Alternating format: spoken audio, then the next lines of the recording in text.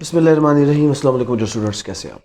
हमारा आज का जो लेक्चर है वो मुस्लिम फैमिली लॉ ऑर्डिनेंस 1961 के हवाले से है।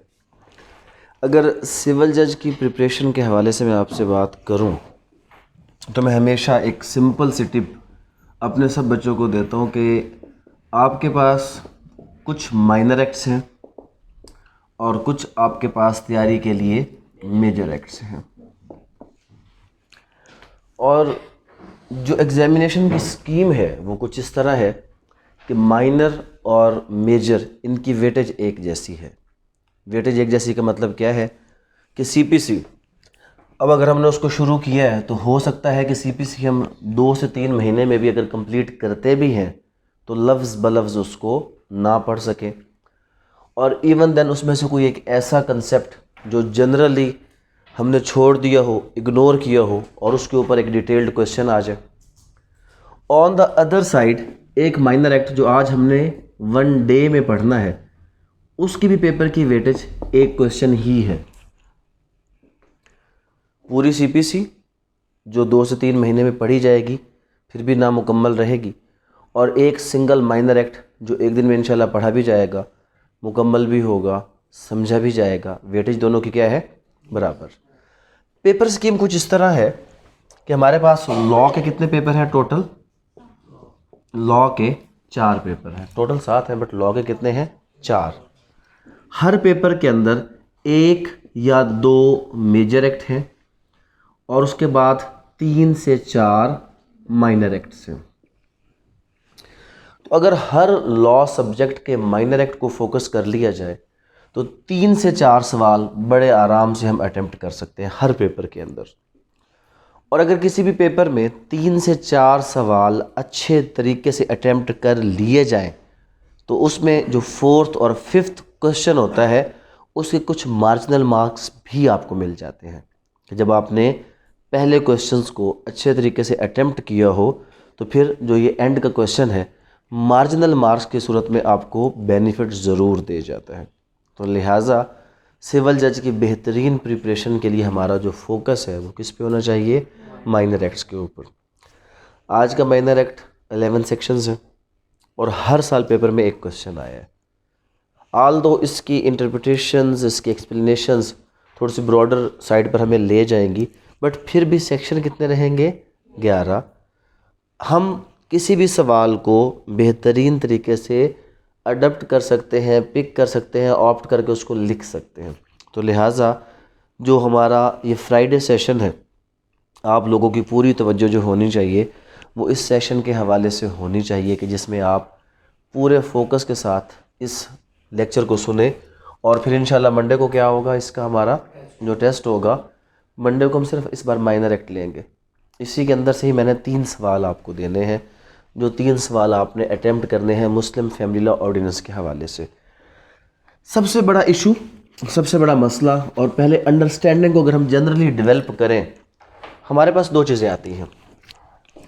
एक है Muslim family law ordinance MFLO 1961 और एक हमारे पास है फैमिली कोर्ट्स एक्ट। और जब हम दोनों लॉज को पढ़ेंगे, दोनों हमारे सिलेबस का हिस्सा हैं, तो कुछ प्रोविज़न दोनों में हमें कॉन्ट्राडिक्टरी नज़र आएंगी कि मुस्लिम फैमिली लॉ ऑर्डिनेंस कुछ और कह रहा होगा और फैमिली एक्ट कुछ और कह रहा होगा। अब जब ये कन्फ्यूजन आ गया, जब ये मसला आ गया, जब ये कन्फ्लिक्ट आ गया, तो क्वेश्चन ये है कि किस लॉ को हम ओवरराइडिंग इफेक्ट देंगे और किसको ओवरराइडिंग इफेक्ट नहीं देंगे। तो इसके हवाले से आप एक केस लॉ लिख लें जिसमें बड़ा क्लियरली कहा गया है, वैसे सेक्शन 3 में भी ये कहा गया, और केस लॉ लिख लें 1991 SCMR 681 1991 SCMR 681 जो क्लियरली ये कहता है कि जहाँ पर भी इस ऑर्डिनेंस और इस एक्ट के दरमियान कन्फ्लिक्ट आएगा तो ऑर्डिनेंस विल ओवरराइड। ये पेपर में क्वेश्चन आ चुका है। उसने कन्फ्लिक्टिंग प्रोविज़न की बात की थी कि जिसमें same provision family court act में कुछ और है और फैमिली लॉ ऑर्डिनेंस में कुछ और है, और उसने ये पूछा था कि ये बताएं कि फैमिली कोर्ट एक्ट एप्लीकेबल होगा या Muslim family law ordinance applicable होगा। तो एप्लीकेबल कौन होगा? मुस्लिम फैमिली लॉ ऑर्डिनेंस, जब भी कोई किसी भी लॉ के हवाले से, जैसे कि इस जजमेंट में क्या कहा गया कि it is a settled principle of interpretation that the far as possible provisions of two statute, family court act and Muslim Family Law Ordinance, if operating in the same field, have to be harmonized and conflict between two cannot be readily harmonized. True. Scope of provision of statutes is that when there is conflict between Family Court Act and Muslim Family Law Ordinance, Muslim Family Law Ordinance shall prevail. तो जब भी कभी conflict आएगा family court act 1964 और Muslim family law ordinance, जबकि अगर देखा जाए, एक चीज़ ध्यान में रखें, यहाँ पर तो आल दो जो सुप्रीम कोर्ट की जजमेंट है उसने सिंपल स्टार्ट यहाँ से की है कि जी settled principle of interpretation, it is not a settled principle of interpretation. Settled principle of interpretation तो ये कहता है that when there is conflict between two special laws, दोनों क्या है special, the later in date will prevail. Later in date कौन सा है? फैमिली कोर्ट एक्ट है। तो ये कहना तो गलत है कि जनाब एज़ पर रूल ऑफ, तो रूल ऑफ इंटरप्रिटेशन ये नहीं है, बट ये कह सकते हैं कि इस जजमेंट में क्या कहा गया कि जो फैमिली लॉ ऑर्डिनेंस है ये प्रीवेल करेगा। उसके बैकग्राउंड पे क्या है? उसके बैकग्राउंड पे इनफैक्ट सेक्शन 3 है। जो सेक्शन 3 क्या कहता है?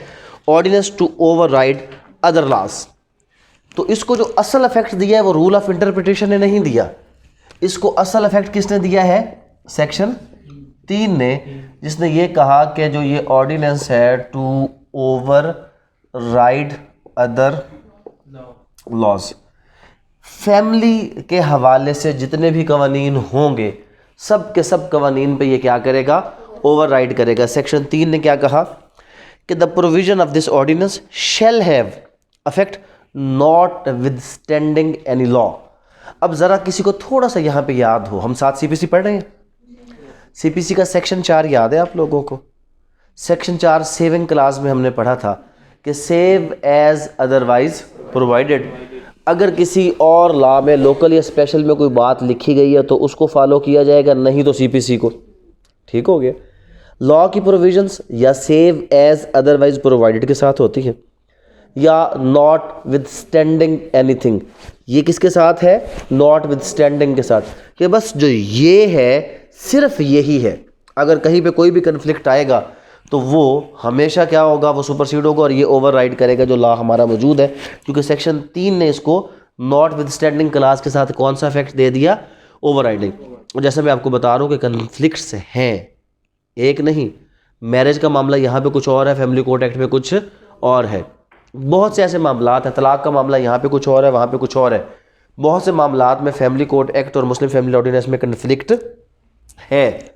बट ये कन्फ्लिक्ट रिजॉल्व कैसे होगा? कि Muslim family law ordinance will prevail, will override.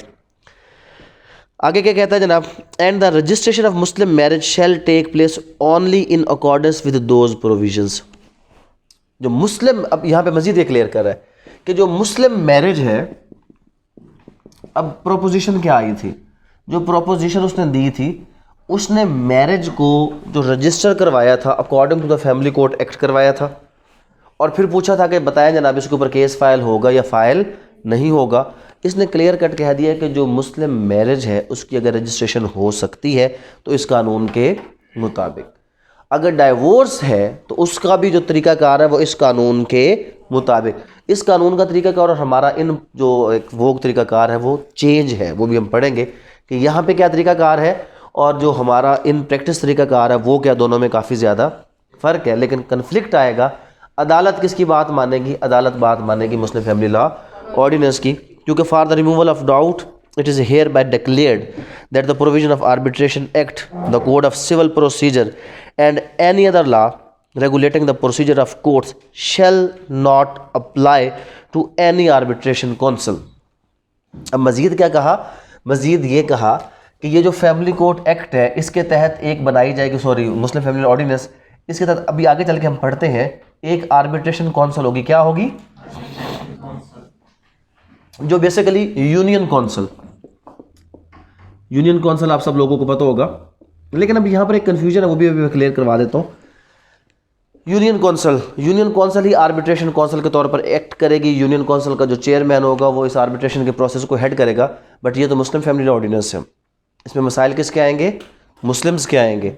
तो अगर कोई नॉन मुस्लिम चेयरमैन हो, क्या वो नॉन मुस्लिम यूनियन काउंसिल का चेयरमैन हो सकता है? बिल्कुल, एक नॉन मुस्लिम यूनियन काउंसिल का चेयरमैन हो सकता है।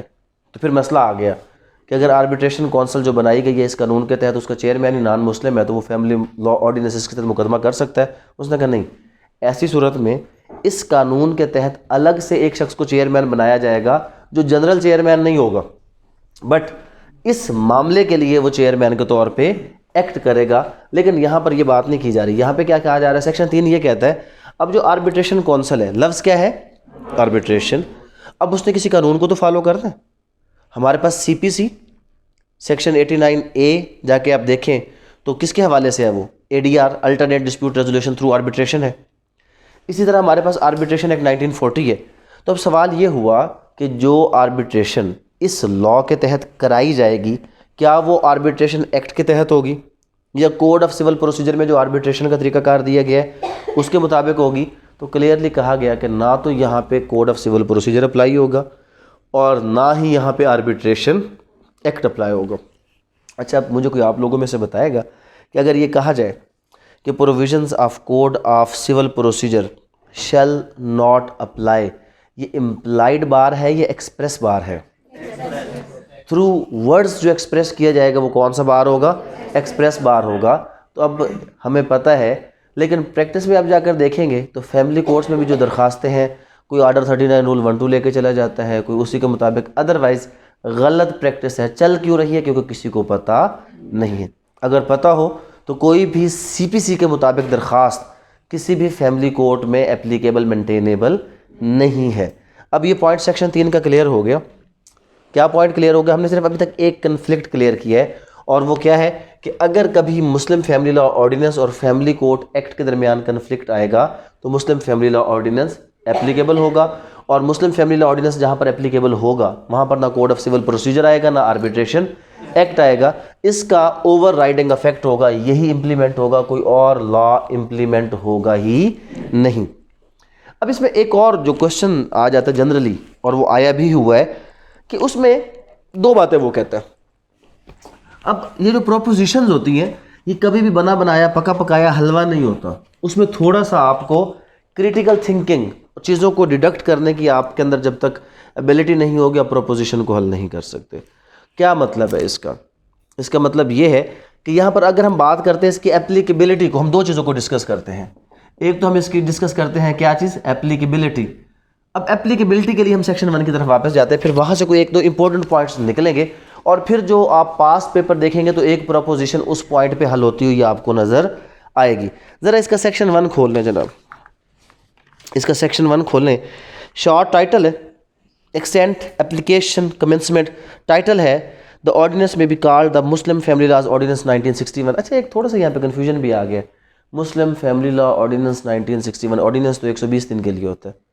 ये 1961 से लेकर आज 60 साल हो गए, ये क्यों चल रहा है? बताएं जी, आप मुझे बताएंगे कि क्या ऐसी वजह है कि आर्टिकल 89 तो कहता है कि आपका ऑर्डिनेंस होगा 120 दिन, ये अब तक क्यों चल रहा है? अच्छा जनाब, अब इसमें एप्लीकेबिलिटी की अगर हम बात करें, इसका नाम है ordinance may be called the Muslim family law ordinance, और इस चीज़ को हमने डिस्कस कर लिया कि स्टिल ये ऑर्डिनेंस क्यों है। ये स्टिल ऑर्डिनेंस इसलिए है, वैसे तो ऑर्डिनेंस जब बात करें कॉन्स्टिट्यूशन की तो उसके मुताबिक 120 डेज़ के लिए होता है, और फर्दर वो एक्सटेंड किया जा सकता है 120 डेज़, उसके बाद उसका इफेक्ट ख़त्म हो जाएगा। बट किसी ऑर्डिनेंस को अगर वैलिडेट कर दिया जाए तो नाम उसको ऑर्डिनेंस ही रह जाएगा, क्योंकि उसको पार्लियामेंट ने प्रॉपर तरीके से कंसिडर नहीं किया। बट उसके ऊपर जो बार लगा हुआ है कि इतने अरसे बाद इसने ख़त्म होना, वो बार क्या हो जाएगा? ख़त्म, और वो परमानेंट इन नेचर हो जाएगा। उसके बाद फर्दर क्या वो ऑर्डिनेंस की तरह ट्रीट किया जाएगा? नहीं, अब वो एक law pass by the parliament, जिस तरह उसमें अमेंडमेंट आती है उसी तरह इसमें भी क्या होंगी?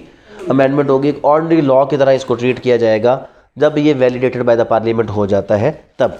इसमें आमतौर पर जब हम बात करते हैं लॉ के एप्लीकेबल होने की तो बड़ी सादी सादी सी बातें लिखी होती हैं, लेकिन इसका पहला सेक्शन ही इंपॉर्टेंट है। कैसे इंपॉर्टेंट है? सेकंड क्लास पढ़े। It extends to the whole of Pakistan, ये बात तो तकरीबन सब में लिखी होती है, इसमें तो कोई मसला नहीं ना। आगे वो कह रहा है and applies to all Muslim citizen of Pakistan.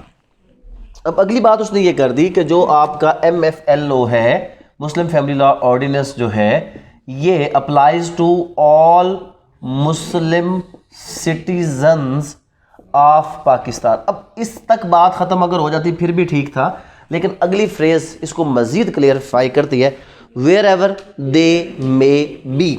अब इसके ऊपर क्यों हम फोकस कर रहे हैं कि wherever they may be. आप अब पास पेपर उठाए, आपको एक प्रपोजिशन मिलेगी जिसके अंदर कोई एक पाकिस्तान का शहरी है और वो यूके के अंदर कोई मैरिज करता है, वहाँ पे उसका डिस्प्यूट आता है, उसके हवाले से वो कहता है जी बताएं पाकिस्तान में मुकदमा हो सकता है या नहीं हो सकता। मैरिज यूके में हुई है मुस्लिम, बट अगर वो मुस्लिम है बट सिटीजन ऑफ यूके है तो फिर भी ये एप्लीकेबल नहीं है। इसकी एप्लीकेबिलिटी के लिए शर्त है कि मुस्लिम सिटीजन ऑफ पाकिस्तान हो, फिर वो वेयर एवर ही में भी।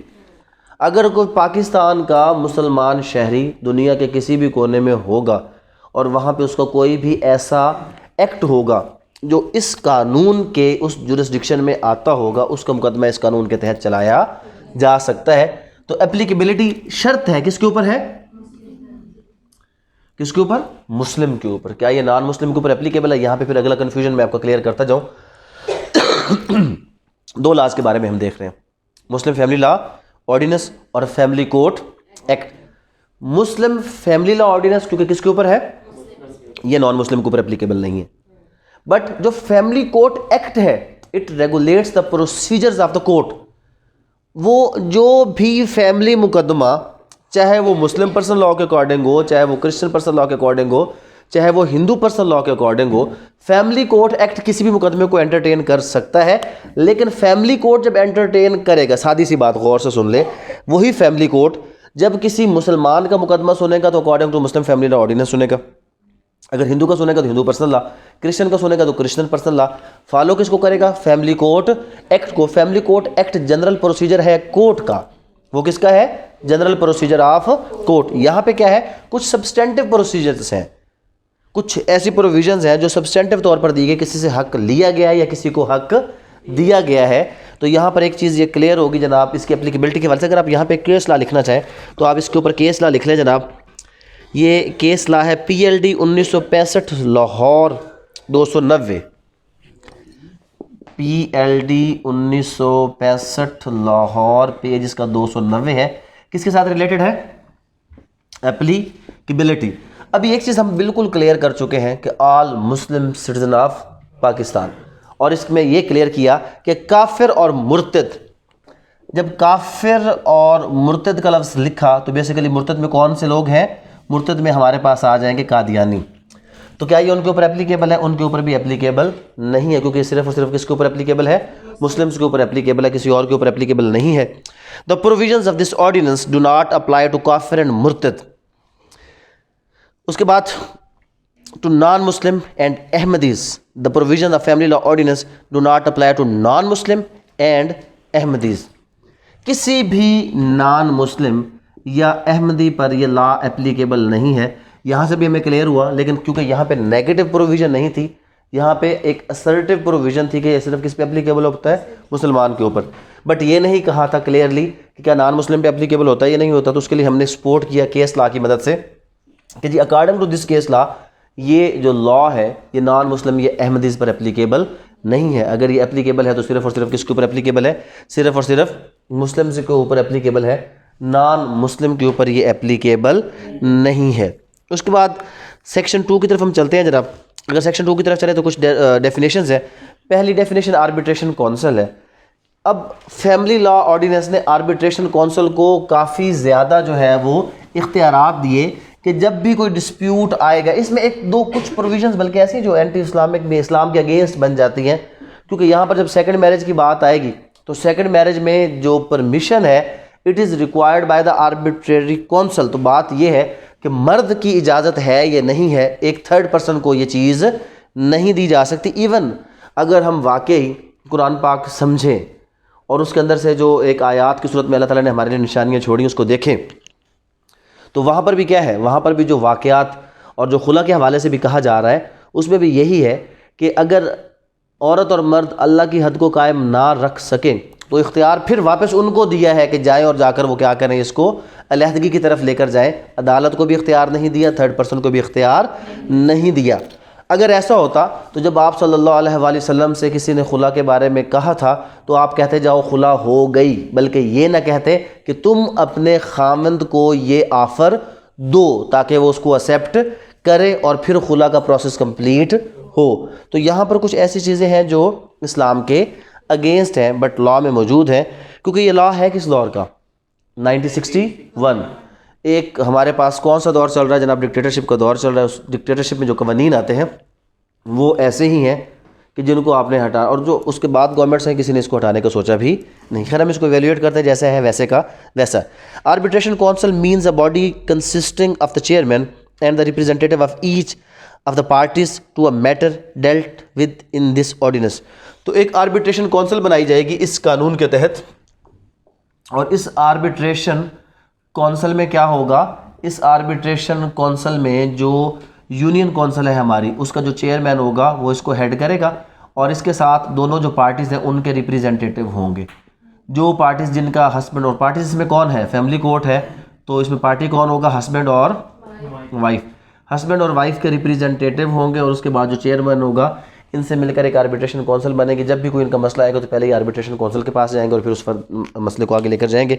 चेयरमैन की जब बात की, उसने कहा जी चेयरमैन का मतलब वही है जो यूनियन काउंसिल का चेयरमैन है, लेकिन इन केस अगर यूनियन काउंसिल का चेयरमैन कोई नॉन मुस्लिम है तो उसके लिए फिर इस ख़ास मसले की हद तक, इस कानून की हद तक, जिस यूनियन काउंसिल का चेयरमैन कोई क्रिश्चियन या कोई नॉन मुस्लिम होगा उसके लिए एक मुस्लिम चेयरमैन डिफाइन किया जाएगा जो जनरल चेयरमैन नहीं होगा। सिर्फ जब मुस्लिम फैमिली लॉ ऑर्डिनेंस के तहत कोई भी इशू आएगा तो उसको टेक ओवर करने के लिए एक चेयरमैन वहाँ पे होगा। ये होगा चेयरमैन की डेफिनेशन। प्रिस्क्राइब्ड का मतलब हमेशा प्रिस्क्राइब्ड बाई रूल होता है, और उसके बाद जो यूनियन काउंसिल है उसका मतलब वही यूनियन काउंसिल्स कि जिसमें लोकल गवर्नमेंट के इलेक्शंस होते हैं। और वार्ड, अगर किसी ने वोट डाला हो तो उसको वार्ड का पता होगा। किसने वोट डाला है जनाब, आज तक वोट डाला है आप लोगों में से? किसी ने वोट डालो, किसी ने वोट नहीं डाला, डाला है वोट? वार्ड नंबर के हिसाब से होता है, किसके हिसाब से होता है वोट? हमेशा वार्ड नंबर के हिसाब से। ये आपका जो एक जनरल हमारी जो डिस्ट्रीब्यूशन है किसी भी इस हवाले से, इलेक्शन जो लिस्ट होती है या एडमिनिस्ट्रेशन जो होती है, जो लोकल गवर्नमेंट का स्ट्रक्चर है, वो बेस किस पे करता है कि हमारी जो तहसील होती है उसको यूनियन काउंसिल्स में डिवाइड किया जाता है, यूनियन काउंसिल्स को आगे वार्ड्स में डिवाइड किया जाता है। हर वार्ड के अंदर फर्दर उसके कुछ लोग होते हैं, तो ये इसका एक सिलसिला होता है वार्ड्स का। तो ये ward guardian and ward act वाला वार्ड नहीं है, बल्कि ये वार्ड कौन सा है, ये वार्ड जो आपके पर्टिकुलर मोहल्ले को एक दिया जाता है, एक यूनिट बनाया जाता है, और जब भी आपके इलेक्शंस होते हैं उसमें आपके उस रोल के ऊपर ख़ास तौर पे कुछ और लिखो ना लिखो, वार्ड नंबर ज़रूर होता है कि जी फ़लाँ वार्ड नंबर में जाके आपने क्या करना है, अपना वोट कास्ट करना है आपने। उसके बाद आगे चले जनाब, कन्फ्लिक्ट का भी मैंने आपको क्लियर कर दिया, सेक्शन 3 का भी क्लियर कर दिया। अब इसमें जो मेन चीज़ है सेक्शन 4, जो इसका पहला डिबेटिंग मसला ही स्टार्ट हुआ, और इतना बड़ा मसला स्टार्ट हुआ और अदालतों पे हैरानी होती है। कब की बात है, कानून कब का है? 1961 का। 1961 का कानून है। 1990s में इसको चैलेंज हुआ, किया गया सुप्रीम कोर्ट में। 32 साल से पेंडिंग है, सुप्रीम कोर्ट हज़ारों जजमेंट इसके ऊपर दे चुका है, एक सिंगल उस केस की पेंडेंसी को ख़त्म करके इसको यस या नो में डिक्लेयर नहीं करता। स्टिल ये केस वहाँ पे पेंडिंग है। इनफैक्ट ये है क्या, और ये लॉ, ये provision in its self defective provision है, इनकम्प्लीट प्रोविज़न है। इनकम्प्लीट प्रोविज़न की वजह से डिस्क्रिशन ऑफ द कोर्ट आती है, जो हमेशा क्या होती है, कभी इस पलड़े में और कभी इस पलड़े में, जिसकी वजह से लॉ कभी भी सबके लिए एक जैसा नहीं रहता। ये है क्या? इसके लिए सेक्शन 4 जो सक्सेशन का कंसेप्ट है, इस सक्सेशन के कंसेप्ट को समझने के लिए हमें थोड़ा सा एक कंसेप्ट समझना। जब तक हम ये ना समझे कि ये यतीम पोता का कंसेप्ट क्या है, तब तक हम इसको समझ नहीं पाएंगे। जो यतीम पोता का कंसेप्ट हमारे यहाँ जिसको, और वो भी एक है सही या गलत, उसकी भी वैलिडिटी नहीं है, रूट्स नहीं है, प्रॉपर रूट्स उसकी नहीं है, बट इवन देन बना दिया गया है। अब जो बना दिया गया है उसको इस हद तक फॉलो किया जाता है कि अगर कोई इसको फॉलो नहीं करेगा वो इस्लाम के दायरे से खारिज हो जाएगा। ये कंसेप्ट क्या है? ये कंसेप्ट ये है कि एक्स है दादा, एक्स क्या है? दादा है, और दादा है अभी अलाइव, ठीक है। इसके 3 बेटे हैं, ए है, बी है, और कौन है? सी। किसकी औलाद है ये? एक्स की।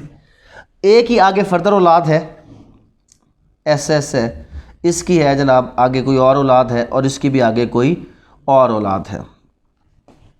ये एक जनरल फैमिली ट्री मैंने बना दिया आप लोगों को समझाने के लिए। दादा जिंदा है, उसके 3 बच्चे हैं और बच्चों के आगे क्या है, उनके फर्दर बच्चे हैं।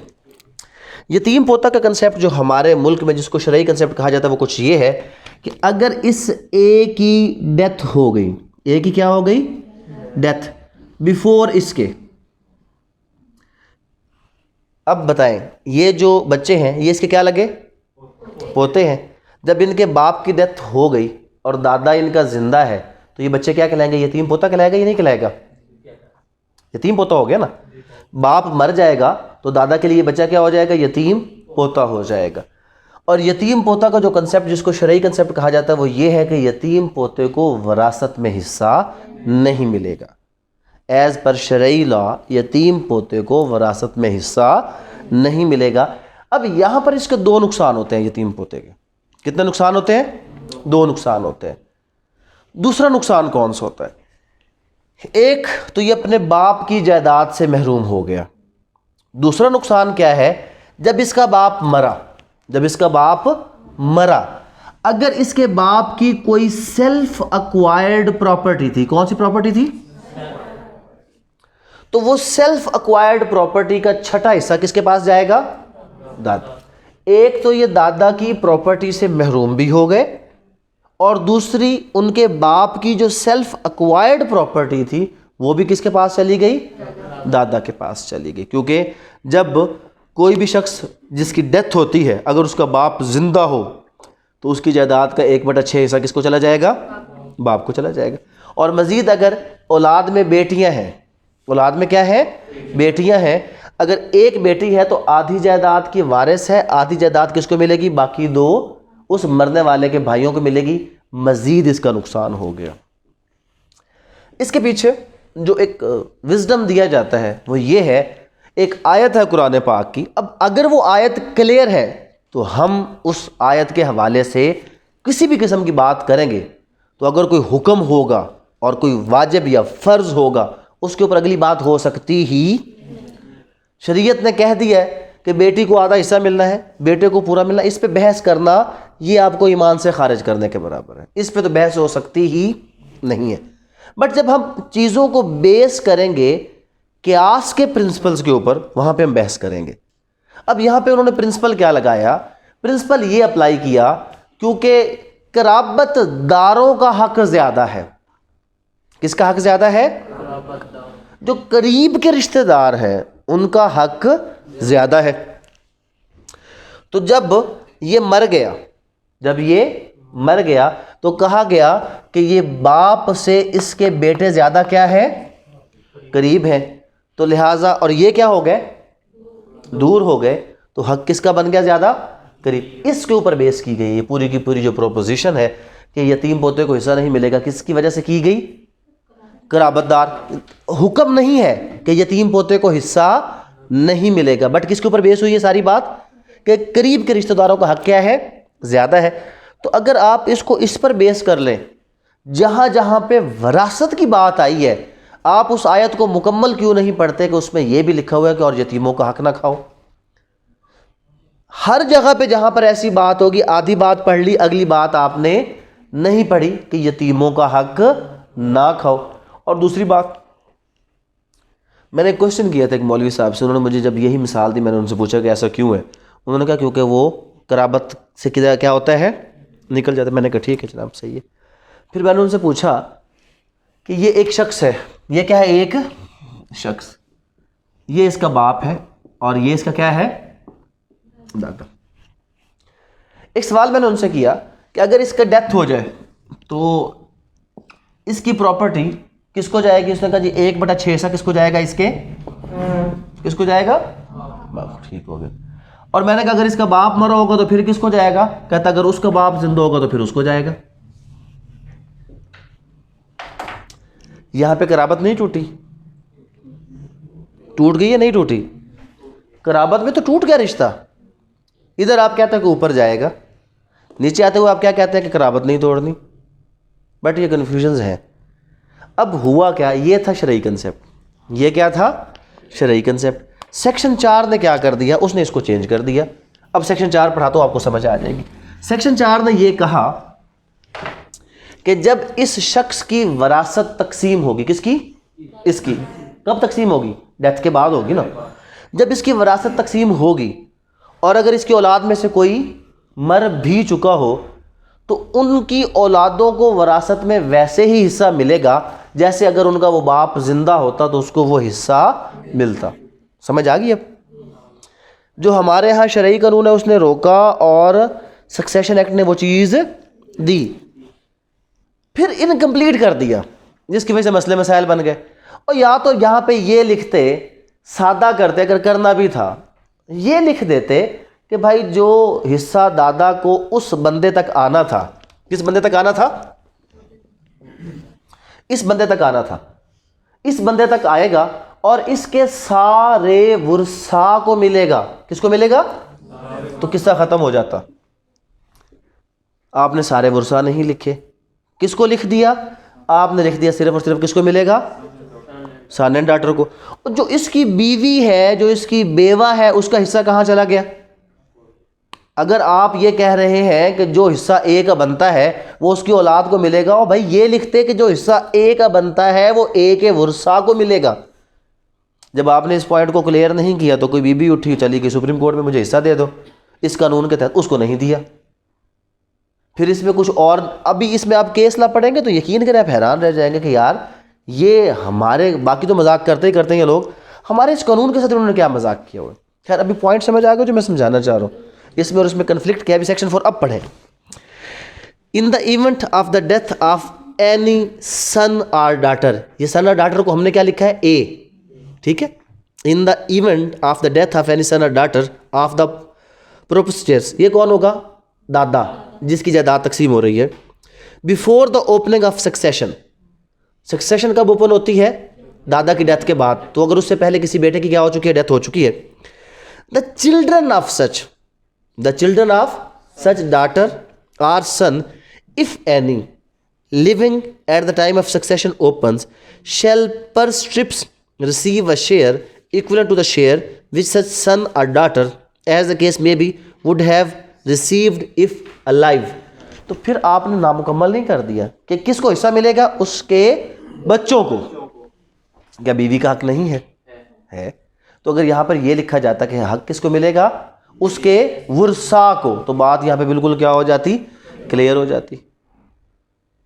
लेकिन आपने उसके वुरसा का जिक्र नहीं किया।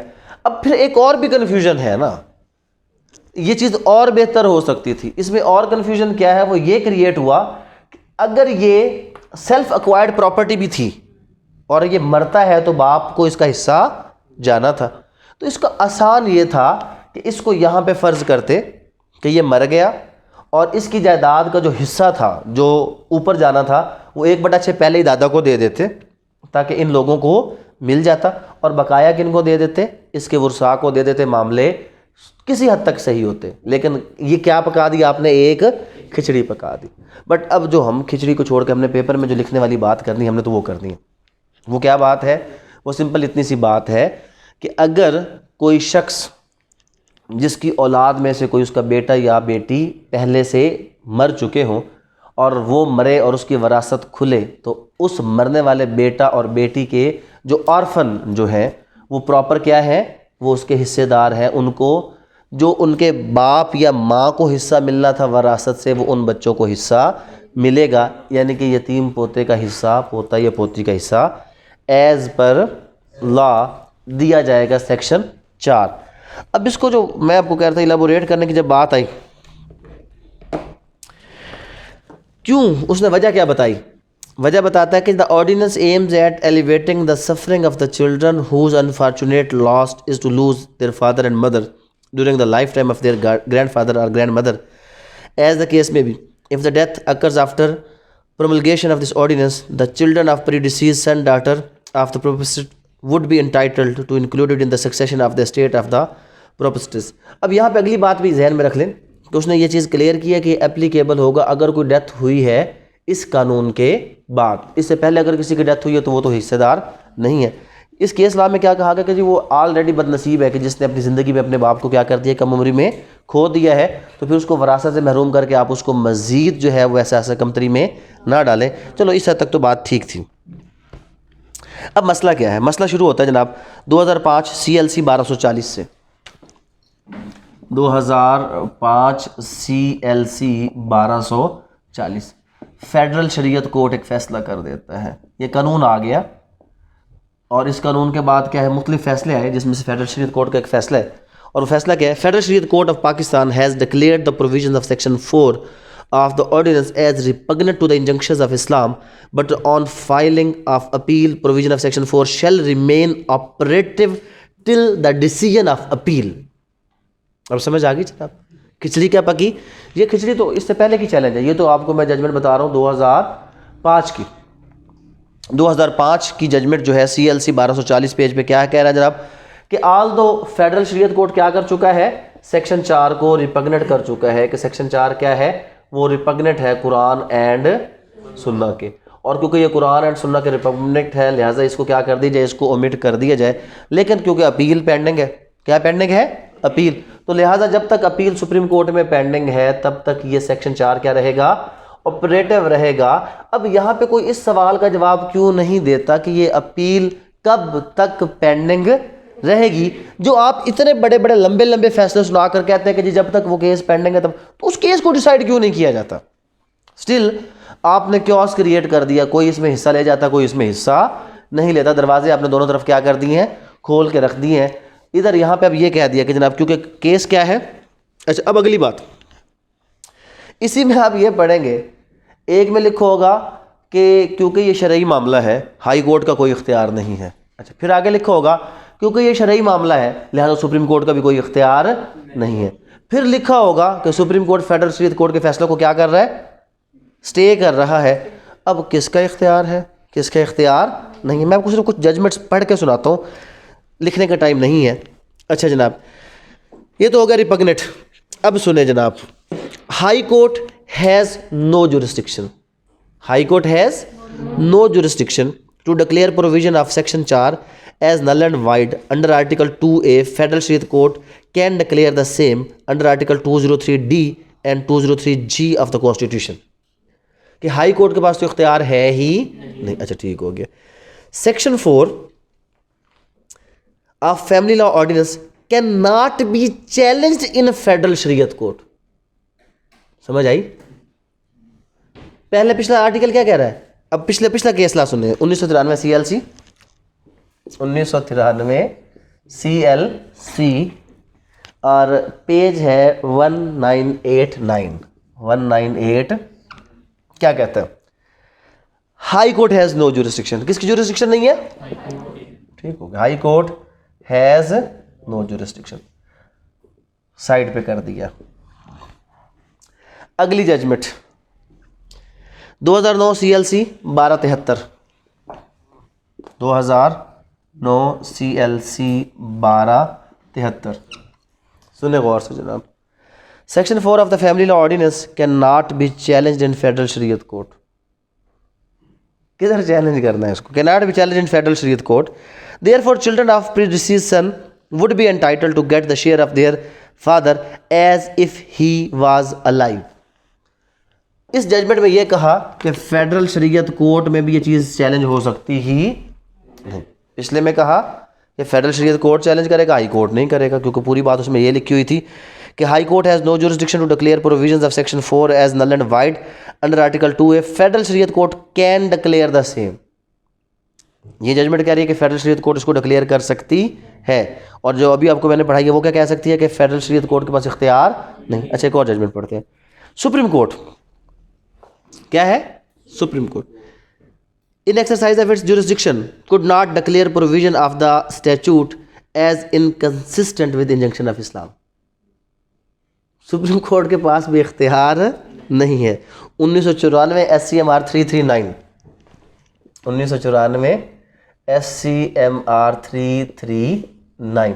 और बात फिर वहीं पे है, आल दो ये बात ठीक है, इसमें कोई शक नहीं है, ये जजमेंट ठीक है। जजमेंट इस तरह है कि अगर किसी ने इस सेक्शन 4 को डायरेक्टली कहाँ पे चैलेंज किया है, सुप्रीम कोर्ट, तो सुप्रीम कोर्ट की ओरिजिनल जुरिस्डिक्शन नहीं है।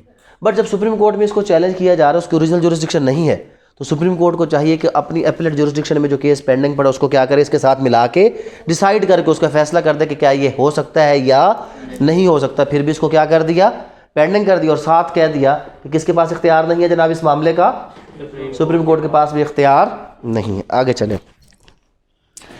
The only forum to declare the wires of Section 4 of the Ordinance repugnant to the injunction of Islam was Federal Shariat Court. Supreme Court in its normal jurisdiction could not declare a provision of a said to be invalid on ground of the repugnancy with the injunctions of the Islam.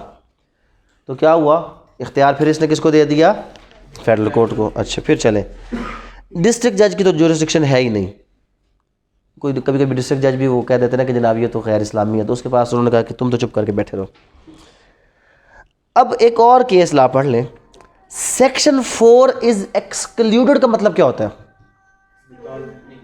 निकाल दिया।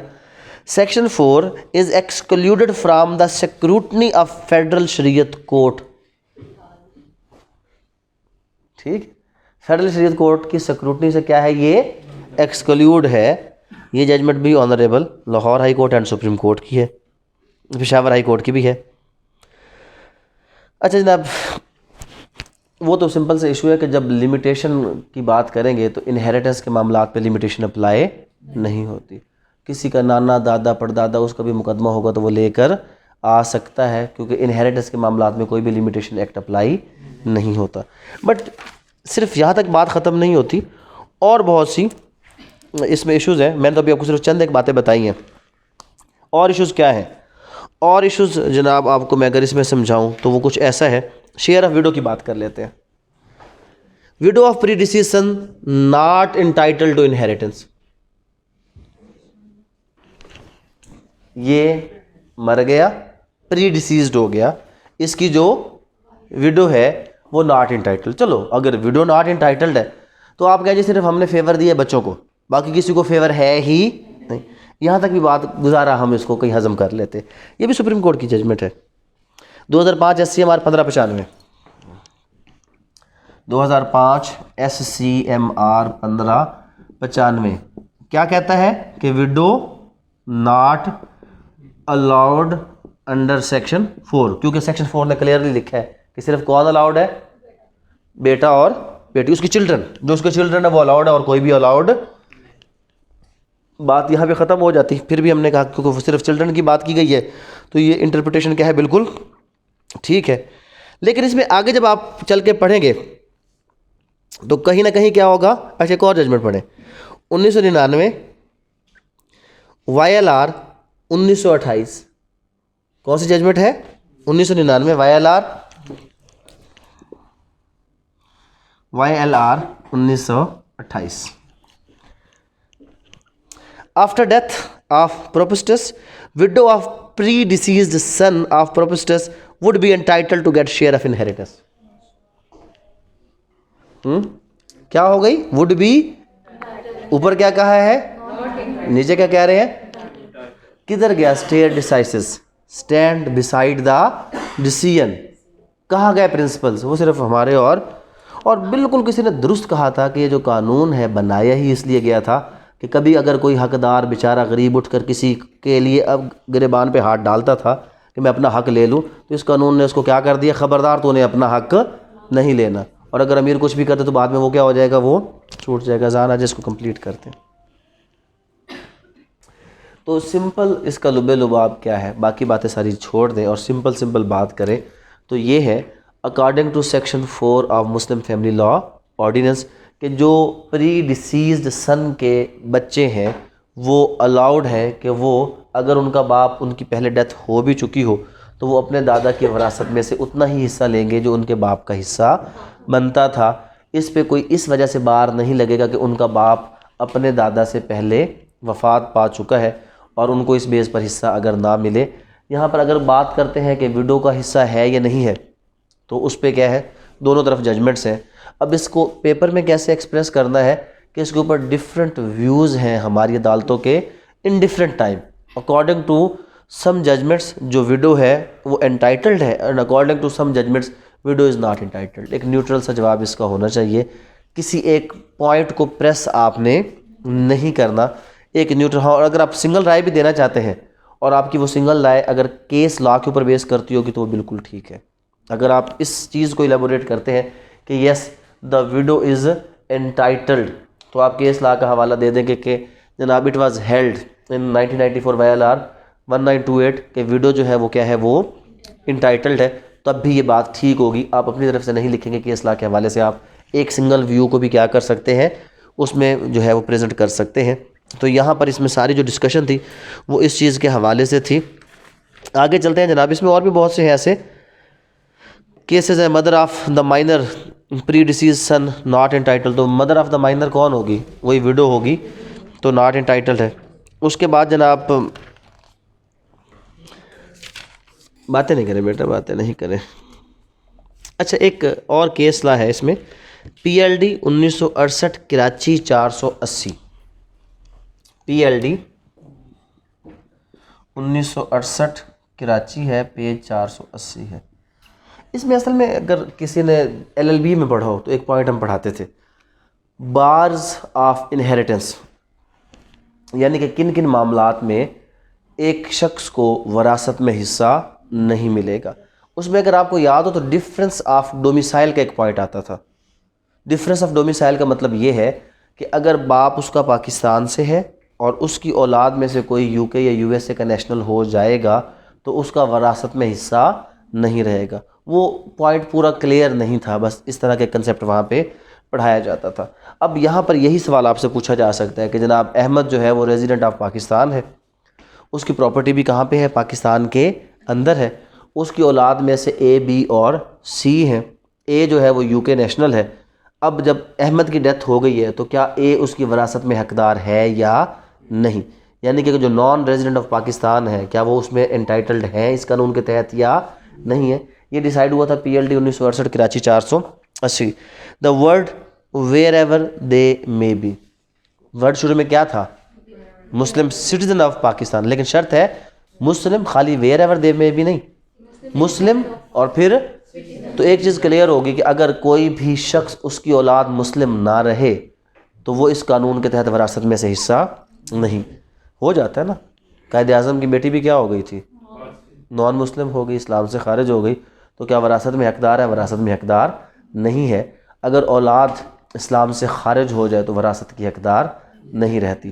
तो पहली चीज़ है कि मुस्लिम citizen of Pakistan, और अगर वो पाकिस्तान का सिटीज़न नहीं है तो फिर उस पर ये एप्लीकेबल नहीं होगा। हाँ, अगर वो पाकिस्तान का सिटीज़न है और ड्यूअल नेशनैलिटी होल्डर है, किसी और मुल्क का भी है, तो फिर उसके ऊपर ये एप्लीकेबल है, क्योंकि हमने ये कहा था कि all Muslim citizen of Pakistan wherever they may be. The word wherever they may be of the ordinance requires that in matter of succession under section 4 the domicile of properties shall not be taken into account, and this deals to further interference that with regard to the immovable even lexus status has to be disregarded.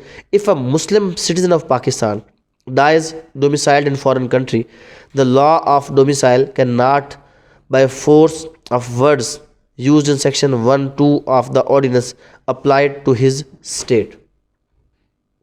तो क्या हुआ, उसने इसी point को clear किया कि अगर मुस्लिम citizen of Pakistan है, वो जहाँ पर भी मरा, जहाँ पर भी है, वो इस कानून के तहत क्या है, हकदार है। अगर वो क्या है, मुस्लिम है और सिटीज़न ऑफ पाकिस्तान है, तो फिर अगला सूर लगेगा wherever he may be, उसके ऊपर ये कानून अप्लाई होगा। अच्छा, ये तो हो गया जनाब यहाँ पे हमारा। अब आगे चलते हैं, ये हो गया सक्सेशन की डिस्कशन। अब आ जाए रजिस्ट्रेशन ऑफ मैरिज के हवाले से। नेक्स्ट जो हमारा सेक्शन 5 है वो डील करता है किसके साथ, रजिस्ट्रेशन ऑफ मैरिज का एक पूरा तरीकाकार बताया गया है कि अब कोई भी मैरिज जब तक इस कानून के मुताबिक रजिस्टर नहीं होगी, शरई तौर पर वो मैरिज कहलाएगी, बट हमारे कानून के मुताबिक वो मैरिज नहीं कहलाएगी। अब उसके लिए क्या तरीकाकार है, सेक्शन 5 जो है वो तरीकाकार बताता है हमें रजिस्ट्रेशन ऑफ मैरिज का, कि जो इस कानून के तहत रजिस्ट्रेशन ऑफ मैरिज है उसका क्या प्रोसीजर अडॉप्ट किया जाएगा, किस तरह मैरिज को रजिस्टर करवाया जाएगा। इसमें यूनियन काउंसिल जो है वो क्या हो चुकी है, वो इन्वॉल्व हो चुकी है। Every marriage solemnized under the Muslim law shall be registered in accordance with the provision of this ordinance. Shall के साथ है, मैरिज को रजिस्टर करवाना, अगर हम शरई तौर पे बात करें तो शरई तौर पर जो निकाह है ये ज़ुबानी भी हो सकता है, इसका तहरीरी फार्म में होना ज़रूरी नहीं है, लेकिन कानूनी तौर पर उसने कहा कि मैरिज के लिए क्या लाजिम है, शैल बी रजिस्टर्ड। अगर आप इसको रजिस्टर नहीं करवाते तो इसका जो स्टेटस मैरिज का है वो एक लीगल स्टेटस नहीं कहलाएगा। तो क्या हुआ कि for the purpose of this registration क्या होगा कि हर यूनियन कौंसिल के अंदर निकाह रजिस्ट्रार होंगे और उनको लाइसेंस दिया जाएगा वार्ड की बेसिस पर। हर वार्ड, अब वार्ड का आपको समझ आ गया मोहल्ला, हर मोहल्ले में एक या दो निकाह खान जो रजिस्टर होंगे। इस निकाह की रजिस्ट्रेशन के लिए जो निकाह खान है उनको क्या किया जाएगा, रजिस्टर किया जाएगा। अच्छा, अब तो इसको जो नया इसमें काम किया जा रहा है वो ज़्यादा बेहतर है। वो क्या है, पहले उसके पास रजिस्टर होता था जिस पे वो 4 परत पे क्या करवाता था, साइन करवाता था। अब उन्होंने क्या कर दिया, अब उन्होंने कहा जी कि उसके पास होगा एक अदर टैबलेट, टैब होगा और नादरा के साथ वो क्या होगा, लिंक्ड होगा। तो जैसे ही वो उसके ऊपर अंगूठा लगाएगा कि कबूल है, ठीक है, तो कबूल है से पहले उसका आ जाएगा कि ऑलरेडी भी कबूल है, ये कर चुका है, ठीक है। तो उस वक्त फ़ौरन पता चल जाएगा। और मैं तो कहता हूँ अगर हमने पाकिस्तान से बेहयाई ख़त्म करनी है तो मसला ही कोई नहीं है। यही टैबलेट आप पुलिस वालों को दे दें, यही टैबलेट सबको दे दें, चले जाएं पार्क में, कोई बंदा कहे जी हम तो हस्बैंड वाइफ हैं, लाओ अंगूठा। अगर नहीं हो तो आज आप बन गए, नहीं हो तो आज आप क्या हो गए, अच्छे से बन गए। जैसे अब्बा जी के सामने निकाह होता पे तो फिर अंगूठा लगा तो अंगूठा बोल पाया, ये तो ऑलरेडी हस्बैंड वाइफ पार्क च बन चुके ने। फिर क्या होगा, सारी बेहयाई क्या हो जाएगी, ख़त्म, सारे मसले मसाइल क्या हो जाएंगे, ख़त्म, मामले सीधे हो जाएंगे, सुकून हो जाएगा। वैसे कभी मैं आया ना तो मैं फिर इस तरह के कानून लेके आऊँगा, ठीक, वज़ीर मजहबी मुल्क मैं बना तो मैं ऐसे कानून पे पास करवाऊँगा इसके अंदर।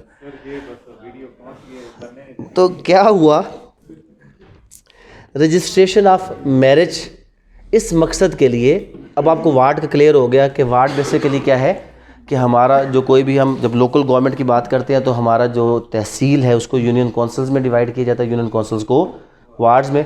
और जो ये निकाह खान होगा जो रजिस्टर्ड होगा ये हर किसके लिए होगा, हर वार्ड के लिए एक या दो लोग, डिपेंड है कि वहाँ पर पॉपुलेशन कितनी है, उसके अकॉर्डिंग एक या दो लोग होंगे जिनको रजिस्टर किया जाएगा और उनको ये जो है वो निकाह के रजिस्टर दिए जाएंगे।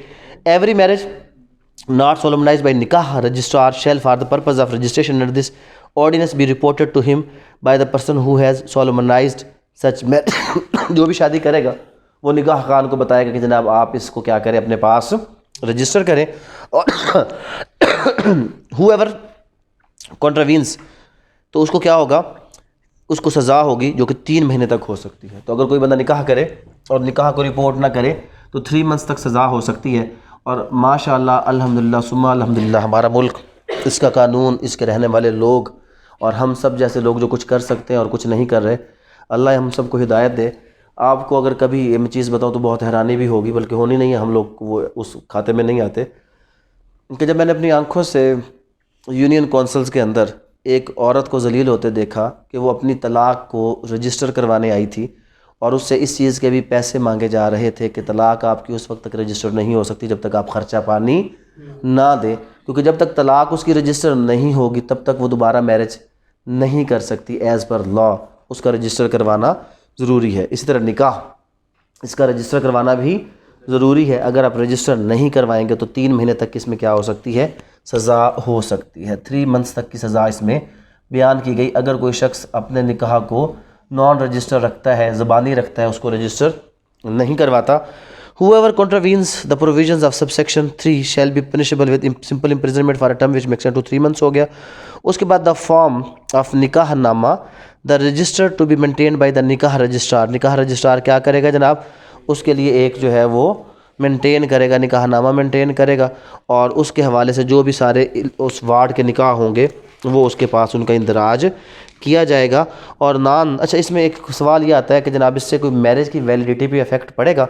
2006 YLR 349 2006 YLR 349 ये कहता है कि इस रजिस्टर ना करवाने से मैरिज इनअफेक्टिव या इनवैलिड नहीं होगी। मैरिज वैलिड रहेगी लेकिन रजिस्टर ना करवाने वाला उसको सज़ा दी जा सकती है, बट मैरिज के ऊपर कोई भी इफेक्ट नहीं होगा, इससे मैरिज की वैलिडिटी जो है वो अफेक्ट नहीं होगी। नेक्स्ट जनाब चलेंगे, सेक्शन 5 था कि जो कंपलसरी करार दे रहा है कि जब भी कोई मैरिज होगी तो उसके हवाले से जो है उसकी रजिस्ट्रेशन होगी। यहाँ पर एक क्वेश्चन, एक केस ला लिख लें, PLD 1984 सुप्रीम कोर्ट 95, PLD 1984 है, सुप्रीम कोर्ट है और पेज 95 है।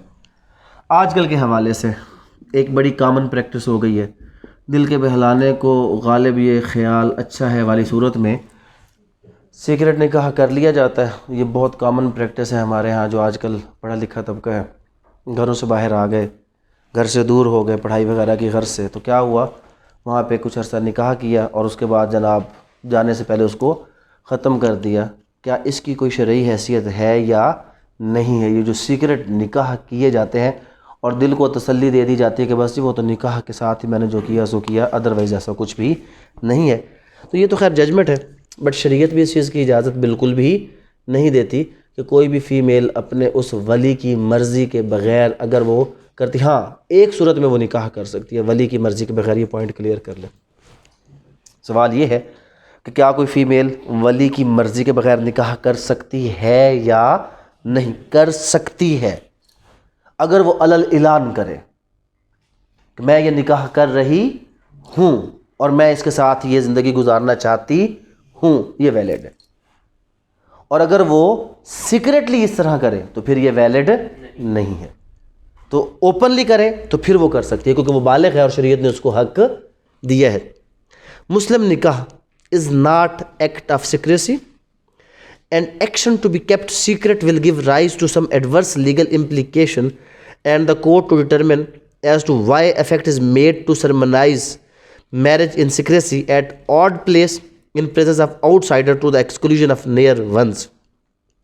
तो जब भी कोई सीक्रेट निकाह होगा तो क्वेश्चन मार्क लग जाएगा कि आखिर ऐसी क्या वजह थी कि जिसमें घर का कोई भी बंदा गवाह के तौर पर शामिल नहीं था और क्यों इस निकाह को खुफिया तरीके से किसी ऑड प्लेस के ऊपर सोलमनाइज किया गया। तो ये मैंने आपको क्लियर कर दिया कि ये उस सूरत में ये वैलिड होगा अगर आप विदाउट कंसेंट ऑफ द वली करते हैं और ओपन मैरिज करते हैं, उसमें कंसेंट है या नहीं है, आप उसको डिक्लेयर कर देते हैं कि जनाब ये निकाह मैंने इससे कर लिया है, तो वो वैलिड है। लेकिन अगर आप इस तरीक़ाकार के मुताबिक चलेंगे तो ये तरीक़ाकार वैलिड नहीं है। आगे आ जाए जनाब, पॉलीगैमी की तरफ आ जाए। एक होता पॉलीगैमी और एक होता पॉलीएंड्री। सेक्शन 6 है पॉलीगैमी। अब देखें एक चीज़ आपको मैंने शुरू में क्लियर की कि यहाँ पे अभी तक कोई वो तो नहीं आया, प्रोसीजरल तो नहीं बात आई कि मुकदमा कैसे होगा, प्लेट जाए, क्योंकि ये एक सब्सटेंटिव लॉ है जो मुस्लिम्स के हवाले से जनरल प्रोविजंस के बारे में हमें बता रहा है। एक कंसेप्ट है पॉलीगैमी का और एक कंसेप्ट है पॉलीएंड्री का। इसमें तो दूसरी राय है ही कोई नहीं, दैट द पॉलीएंड्री ये एक ऑफेंस है। Polyandry is not permitted in Islam है, जिसका कोई शरई, कोई कानूनी, कोई हैसियत है ही नहीं। पॉलीएंड्री क्या है कि more than one husband of a single wife, जो कि बिल्कुल शरीयत में अलाउड नहीं है, बट पॉलीगैमी अलाउड है। अब पॉलीगैमी का ही मसला है कि यहाँ पर जो पॉलीगैमी यानी कि एक मर्द की एक से ज़्यादा शादी है। पॉलीगैमी क्या है? बात एक वक्त की है। बात किसकी है? एक वक्त की। एक वक्त की, एक मर्द की एक से ज़्यादा शादियाँ, और ये है एक वक्त में एक औरत की एक से ज़्यादा शादी। इसमें तो कोई दूसरी राय है ही नहीं, किसकी तो शरीयत में कोई इजाज़त नहीं है। एक वक्त में एक मर्द की एक से ज़्यादा शादी क्या इजाज़त है? अल्लाह ताला का कुरान पाक में हुक्म है कि शादी करो 2-2, 3-3, 4-4, अगर इंसाफ ना कर सको तो फिर एक। आप लॉ के स्टूडेंट हैं, हमेशा जनरल रूल पहले आता है और एक्सेप्शन उसकी क्या होती है? बाद में। जनरली इम्प्लीमेंटेड रूल पहले आएगा और एक्सेप्शन किधर जाएगी? बाद में जाएगी। तो जनरली इम्प्लीमेंटेड रूल क्या है? जनरली इम्प्लीमेंटेड रूल है कि एक मर्द के लिए जो हुक्म है 2-2, 3-3 और 4-4 के हैं। जब भी हम ये चीज़ बढ़ाते हैं तो हमारे मर्द हजरात के जो चेहरे हैं खिल उठते हैं। 2-2, 3-3, 4-4। अगली बात को भूल गए कि अगर इंसाफ ना कर सको, चले वो भी इंसाफ, मुनसिफ बनने जा रहे हैं आप, अल्लाह ने चाहा तो जज बनने जा रहे हैं, तो इंसाफ शायद आप कर ही लें। तो फिर एक सवाल का जवाब दे दें। अगर कोई वो सच्चे दिल से कहता है कि हाँ ऐसा है, लेकिन उस सच्चे दिल में अम्मा जी गवाह बनेंगी आपकी, कौन गवाह बनेगा? अम्मा जी। तो फिर आप शरीयत के हुक्म को पूरा कर लें। ठीक है, इधर से पूछूंगा, ठीक है? हाँ, वो ये है जनाब कि शादी करो 2-2 3-3 4-4। अपने भणवैये नूं अपनी मां को परमिशन भी लैके दिओ कि वह भी दूजी शादी करे, तुहाडी बहन दे भी दूजा बंदा आवे, कर सकते हैं। दूसरा बंदा मतलब मीन्स यहाँ पे बंदा है बुढ़ी है, अम्मा जी इजाज़त देंगी।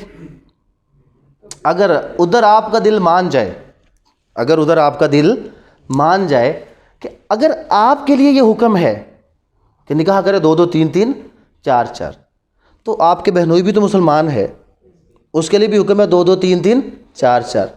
और अगर आपको वाकई कोई एतराज़ नहीं है कि आपका बहनोई वो आपकी बहन पे सौकन लाए और आपकी अम्मा जी भी उसकी इजाज़त देने को तैयार है, तो फिर आपको अगर आपकी बेगम रोक रही है, फिर वो जुल्म कर रही है, फिर ये गुनाहगार है।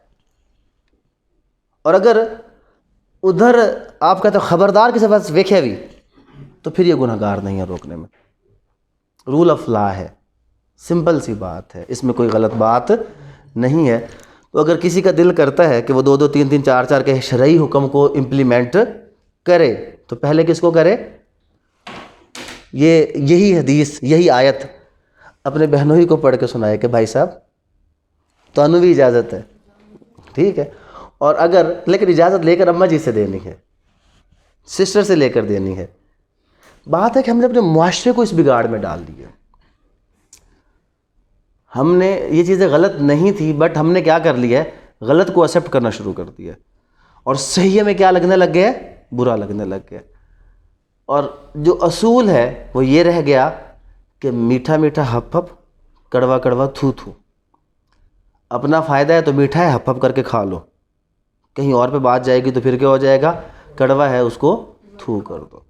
तो खैर, पॉलीगैमी के हवाले से जो कानून है, जो शरीयत कहती है वो क्या है, जो कानून है वो क्या है, और फिर जो कानून आया वो क्या हुआ, और फिर उसके साथ क्या हुआ। सिंपल सी बात, शरीयत ये कहती है कि दूसरी शादी के लिए इवन बीवी से इजाज़त लेना ज़रूरी नहीं है। दूसरी शादी के लिए बीवी से इजाज़त लेना ज़रूरी बताना है। क्या है? बताना है। इजाज़त लेना ज़रूरी नहीं है। किससे? बीवी से भी। ये कानून आपको कह रहा है कि जब तक आप यूनियन कौंसल से इजाज़त नहीं लेंगे तब तक दूसरी शादी नहीं कर सकते। और इसमें मज़ीद मुज़ाहिका खेज़ बात यह है कि अगर बीवी अलाउ कर दे और यूनियन कौंसिल फिर भी सर्टिफिकेट ना दे, आप फिर भी दूसरी शादी नहीं कर सकते, तो ये गैर शरई हो गया। पहली बात हो गई। तो इसके हवाले से फिर वो कानून भी बना, सज़ा भी आई, नल एंड वाइड भी डिक्लेयर हुआ। इस कानून में बेसिकली जो बात कही गई थी उस वक्त तक हम इसको सही कह देते हैं, और वो ये थी कि अगर कोई भी शख्स अपनी बीवी की इजाज़त के बगैर दूसरी शादी करेगा तो पहली बीवी के पास 2 हक़ आते हैं। कितने हक़ आते हैं? 2।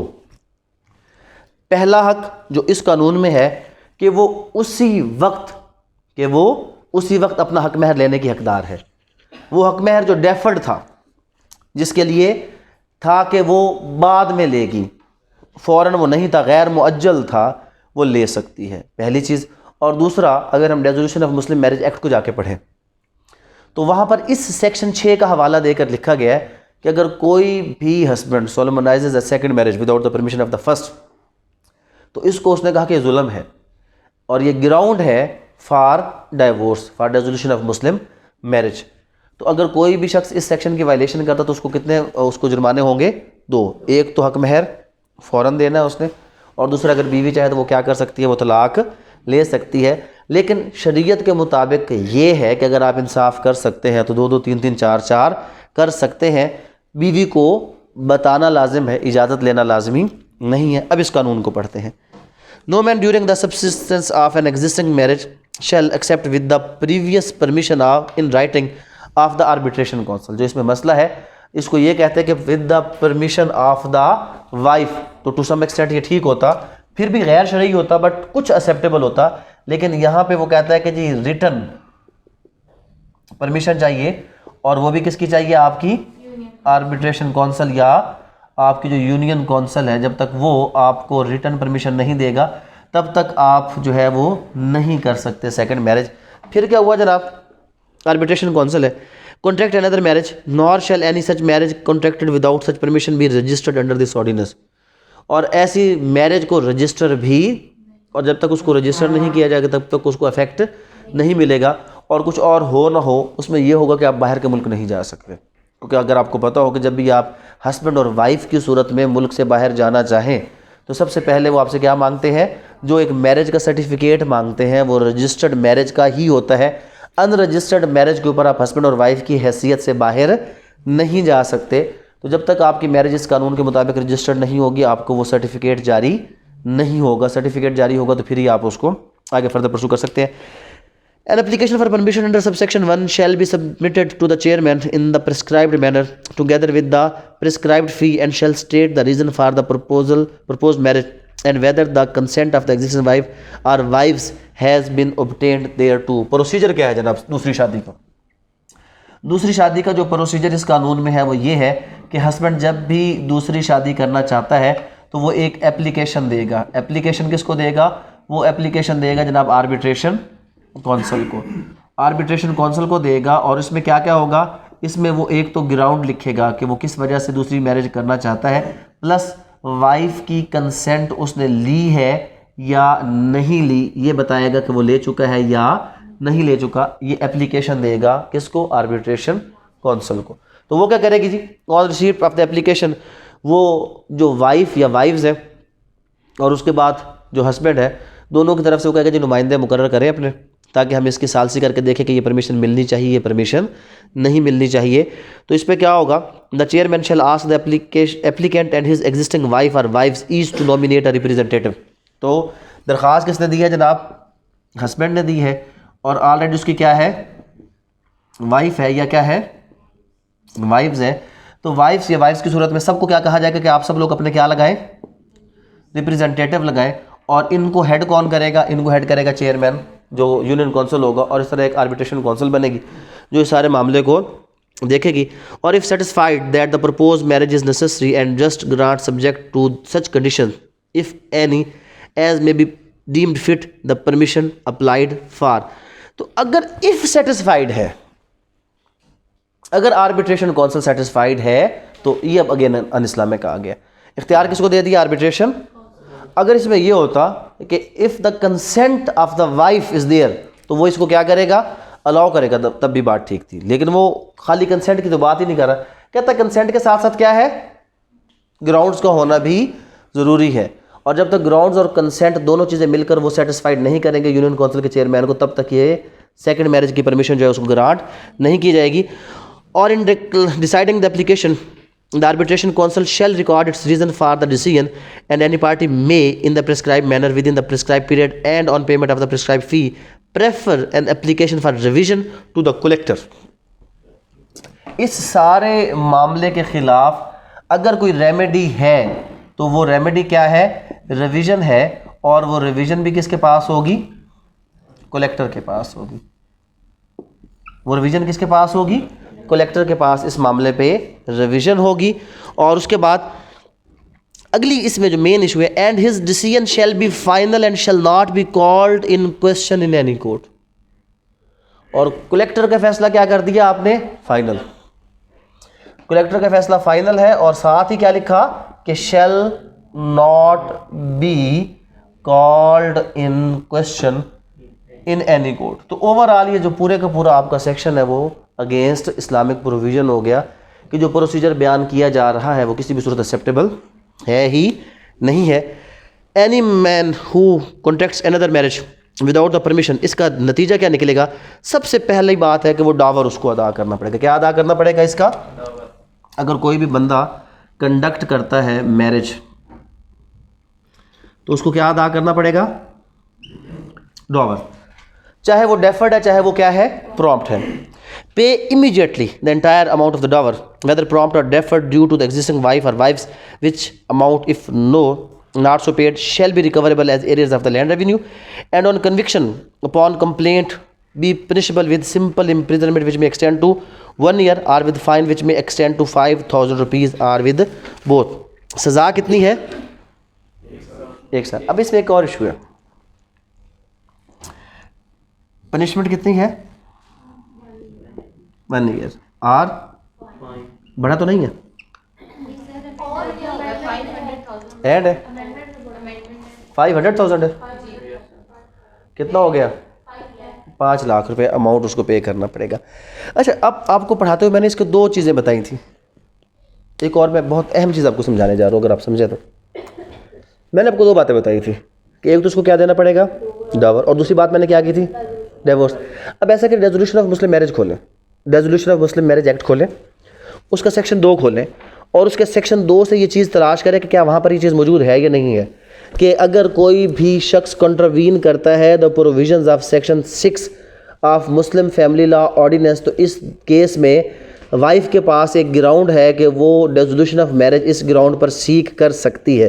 सेक्शन 2 खोलेंगे resolution of Muslim Marriage act का, जी है या नहीं है? अब देखो 2A है। अब समझाना मैं आपको क्या चाह रहा हूँ, समझाना ये चाह रहा हूँ कि अक्सर मैंने बच्चों को देखा है कि जब एग्जाम में वो कोई चीज़ लिखते हैं तो रेफरेंस के साथ एक चीज़ लिखते हैं, क्रॉस रेफरेंस, और ये पता नहीं होता कि ये क्रॉस रेफरेंस है क्या, और उसी सेम लॉ का जो रेफरेंस होता है उसको क्रॉस रेफरेंस के तौर पर लिख दिया जाता है। सेम लॉ रेफरेंस है, वो क्रॉस रेफरेंस नहीं है। अगर फैमिली कोर्ट ऑर्डिनेंस या फैमिली लॉ ऑर्डिनेंस, इसके अंदर 2 प्रोविजन, एक सेक्शन 1 में और एक सेक्शन 11 में है, तो ये क्रॉस रेफरेंस नहीं है, ये इसका रेफरेंस है। लेकिन क्या ये बात जो भी मैं आपको बता रहा हूँ यहाँ पर लिखी है? नहीं लिखी, किसी और कानून में लिखी है। जब उसको यहाँ पे रेफर करेंगे तो ये कहलाएगा क्रॉस रेफरेंस, और क्रॉस रेफरेंस इसमें किसका देंगे? Resolution of Muslim Marriage act का क्रॉस रेफरेंस देंगे कि जनाब एक तो ये पनिशमेंट है, और उसके बाद अगर कोई शख्स इस तरह करता है तो according to resolution of Muslim Marriage Act section 2A वो क्या हो जाएगा, वो जो बीवी है वो रेजोल्यूशन ऑफ मैरिज की डिग्री हासिल करने के लिए क्या हो जाएगी, एंटाइटल्ड हो जाएगी। अगर कोई भी husband without permission of the first wife वो सेकंड मैरिज जो है वो कंडक्ट करता है उस सूरत में। और उसके बाद 5 मिनट से जो कंप्लेंट है वो कौन करेगा? Union council. कोई और बंदा ये कंप्लेंट वाइफ कर सकती है, फर्स्ट वाइफ कर सकती है, और कौन कर सकता है? यूनियन कौंसिल कर सकता है। तो इसमें अगर जजमेंट्स लिखना चाहें,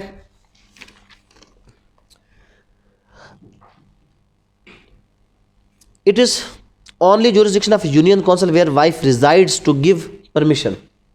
परमिशन कौन देगा? जहां पर वाइफ रहती है। ये नहीं कि हस्बैंड क्या करे, अपनी यूनियन काउंसिल में दरख्वास्त दे और वहीं से नोटिस वगैरह आगे पीछे करवा के उससे क्या ले ले, परमिशन ले ले।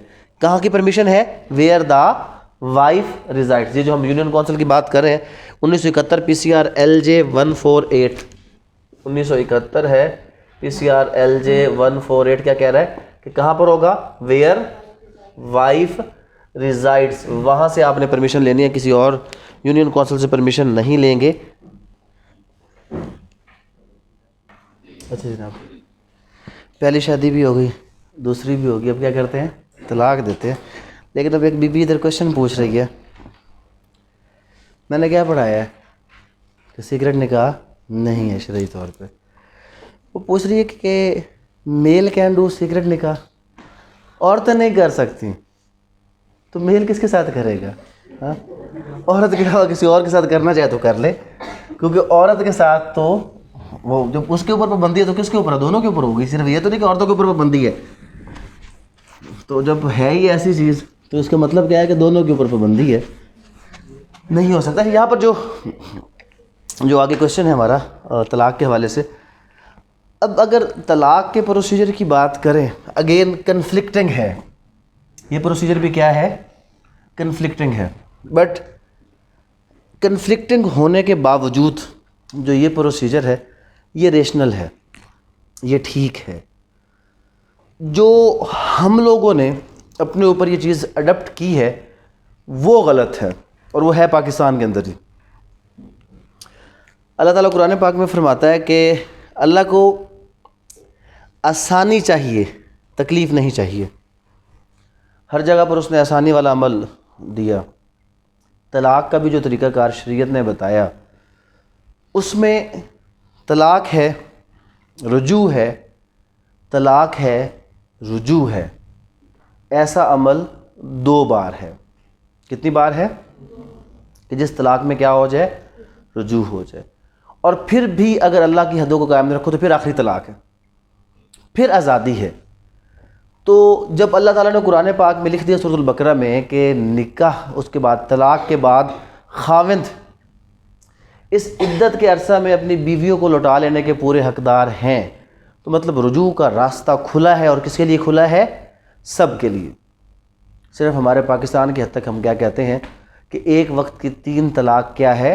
3 तलाक़। जो हनफी हैं उनके मुताबिक एक वक्त की 3 तलाक़ क्या है? वो 3 तलाक़ है, तलाक़ बाइन है। उसके बाद अगर कोई शख्स अपनी उस पहली बीवी से दोबारा शादी करना चाहता है तो वो हलाला के बाद करेगा, जबकि हलाला बनियत हलाला भी हराम है। तो ये जो सख्ती है वो हमने अपने ऊपर ख़ुद लगाई है। शरीयत में तलाक़, एक महफ़िल की तलाक़ एक तलाक़ है, उसके बाद फिर रुजू है, फिर तलाक़ है, और फिर क्या है? रुजू है। क्योंकि ऐसा हो ही नहीं सकता कि एक बार पे मुकम्मल रास्ता क्या हो जाए? बंद हो जाए। ये कानून भी कुछ ऐसा ही तरीक़ाकार बयान कर रहा है तलाक़ के बारे में कि any man who wishes to divorce his wife shall as soon as may be after the pronouncement of talaq in any form whatsoever gives chairman notice in writing of his having done so and shall supply a copy thereof to the wife। वो कहता है कि जी procedure ये है कि husband जो जैसे जिस भी तरीके से, यहाँ पर क्या है? जो जैसे जिस भी तरीके से, रिटर्न है, ओरल है, जो भी है, तलाक़ देगा तो वो जाकर यूनियन कौंसिल को इन्फॉर्म करेगा कि जनाब मैंने अपनी वाइफ को तलाक़ दी है, और इसकी एक जो कॉपी है वो किसको ट्रांसमिट की जाएगी? उसकी वाइफ को। तो जो तलाक़ का procedure as per Muslim family law ordinance है वो क्या बयान किया जा रहा है कि जब भी कोई हस्बैंड अपनी वाइफ को तलाक़ देगा तो उसके बाद वो यूनियन कौंसिल को उसके हवाले से रिपोर्ट करेगा। और फिर क्या होगा? Whoever contravenes the provisions of subsection 1 shall be punishable with simple imprisonment for a term which may extend to 1 year or with fine which may extend to 5,000 rupees or with both। अब शायद पंजाब में amendment आ गया हो, fine और ज़्यादा बढ़ा दिया गया हो। तो अगर कोई बंदा तलाक़ का नोटिस यूनियन कौंसिल के ज़रिए से नहीं देता तो 1 साल तक किसको क्या हो सकती है? सज़ा और जुर्माना, दोनों चीज़ें हो सकती हैं। इस कानून के मुताबिक तलाक़ का नोटिस देना ज़रूरी हुआ। Save as provided in subsection 5 तलाक़ अनलेस रिवोक्ड अर्लियर। अब ये पॉइंट समझने वाले यहाँ पे कंसेप्ट क्या है तलाक़ का, जो मैंने आपको जैसे बताया है कि जो तलाक़ का कंसेप्ट जो हमारे हनफी स्कूल ऑफ थाट जो पाकिस्तान में मेजॉरिटी में है, जो हनफी भी कहा जाता है और ख़ुद को क्या कहते हैं? सुन्नी भी कहते हैं। इनके नज़दीक ये है कि अगर कोई शख्स एक मजलिस यानी कि एक टाइम इकट्ठा 3 तलाक़ दे तो वो तलाक़ हो जाती है। एक वक्त की 3 तलाक़ क्या है? तलाक़ है। और 3 तलाक़ को तलाक़ क्या कहा जाता है? तलाक़ बाइन कहा जाता है, जिसके बाद खाविंद और बीवी में रुजू की कोई गुंजाइश नहीं रह जाती। अब इवन ये भी कहा गया कि अगर कोई शख्स एक ही मजलिस में कहे कि मैं अपनी बीवी को तलाक़ सलासा देता हूँ, और कितनी बार कह रहा है वो? तो ये तलाक़ सलासा का लफ्ज़ अगर वो यूज़ कर ले तो तलाक़ सलासा का ये लफ्ज़, इसका मतलब ही क्या है कि ये कौन सी तलाक़ हो जाएगी? तलाक़ बाइन। और इसमें रुजू है ही नहीं। कुरान पाक में जो अल्लाह का हुक्म है वो क्या है? वो है कि तलाक़ है, और उसके बाद एक मुद्दत है। कौन सी मुद्दत है? इद्दत की, जिसमें खाविंद लौटा लेने का हकदार। तो लौटा लेने का हकदार का मतलब क्या कर सकता है? वो उसके साथ रुजू कर सकता है। फिर उसके बाद दूसरी तलाक़ है, फिर तलाक़ के बाद क्या है? रुजू। ऐसा 2 बार है। और फिर जो तीसरी तलाक़ होगी वो क्या होगी? तलाक़ बाइन। सबसे बड़ा कन्फ्लिक्ट ऑफ ओपिनियन जो यहाँ पे है वो मजलिस का है। क्या मतलब? जो हनफी या सुन्नी स्कूल ऑफ थाट है वो ये कहते हैं कि अगर आज इस वक्त ऑन द स्पॉट कोई बंदा अपनी बेगम को कहता है तलाक़ तलाक़ तलाक़, तो ये तलाक़ हो गई। और कितनी तलाक़ें हो गई? 3। और बाकी सब के सब स्कूल ऑफ थाट कहते हैं कि नहीं, एक मजलिस में अगर वो खामिद तलाक तलाक तलाक 100 बार भी कहता है तो वो कितनी तलाक है? वो एक है, वो 3 तलाक नहीं है। और कुरान पाक में भी क्या है, और अगर सुन्नत में भी बात करें तो सुन्नत में तलाक की 2 किस्में हैं, तलाक हसन, तलाक एहसन। एहसन सबसे बेहतरीन तलाक का तरीक़ाकार है और हसन तलाक का वो तरीक़ाकार जो बेहतर है, बट तलाक ओवरऑल सब चीज़ों के बावजूद सख्त नापसंदीदा अमल है। लेकिन अगर हालात ऐसे हों जिसमें अल्लाह ताला कुरान पाक में ख़ुद फरमा देता है कि अगर तुम अल्लाह की हदों को कायम, अल्लाह की हद को कायम ना रखने का क्या मतलब क्या है? इसका ये मतलब हरगिज़ नहीं है कि हर बार ये इसको नेगेटिव साइड पर आप लेकर जाएँ कि जनाब इलिसिट एक्टिविटीज़ ही अल्लाह ताला की हद है। अल्लाह ताला की हद इससे हट कर भी है। खाविंद और बीवी के लिए प्यार है, मोहब्बत है, एक दूसरे का ख्याल रखना, एक दूसरे की ज़रूरियात का एहसास रखना। अगर कोई ये भी नहीं करता तो मतलब वो भी अल्लाह की हद को कायम नहीं रख रहा। तो इनमें से अगर कोई भी ऐसी चीज़ है तो अल्लाह ताला ने ख़ुद इख्तियार दिया है कि वो क्या हो जाए, आपस में अलहदा हो जाए। तो वो इख्तियार है किसके साथ है? रुजू के साथ है। हमारे यहाँ जो इस वक्त सबसे बड़ा कन्फ्लिक्ट है वो यही है कि जो अहले तशीह हैं और जो अहले हदीस जिनको कहा जाता है वो इस तरीक़ाकार को मानते हैं और जो अहले सुन्नत है वो इस तरीक़ाकार को मानते हैं। फिर मज़ीद कन्फ्लिक्ट कहाँ पे आता है? जब मसले मसाइल इस तरह हो जाते हैं कि जब कोई अहले सुन्नत एक वक्त में 3 तलाक दे देता है और उसके बाद या तो वो हलाला की तरफ चला जाता है, और हलाला बनियत हलाला हराम है। मतलब क्या हुआ कि जब ए ने अपनी वाइफ बी को तलाक दे दी और तलाक बाइन, अब हम इसको डिस्कस नहीं करते कि वो तलाक बाइन कैसे हुई, इस तरीके से होगी या उस तरीके से तलाक बाइन हो गई। अब इस तलाक के बाद क्या ए और बी आपस में अगेन मैरिज कर सकते हैं? तलाक बाइन के बाद हलाला ज़रूरी हो गया, लेकिन हलाला बनियत हलाला हराम है।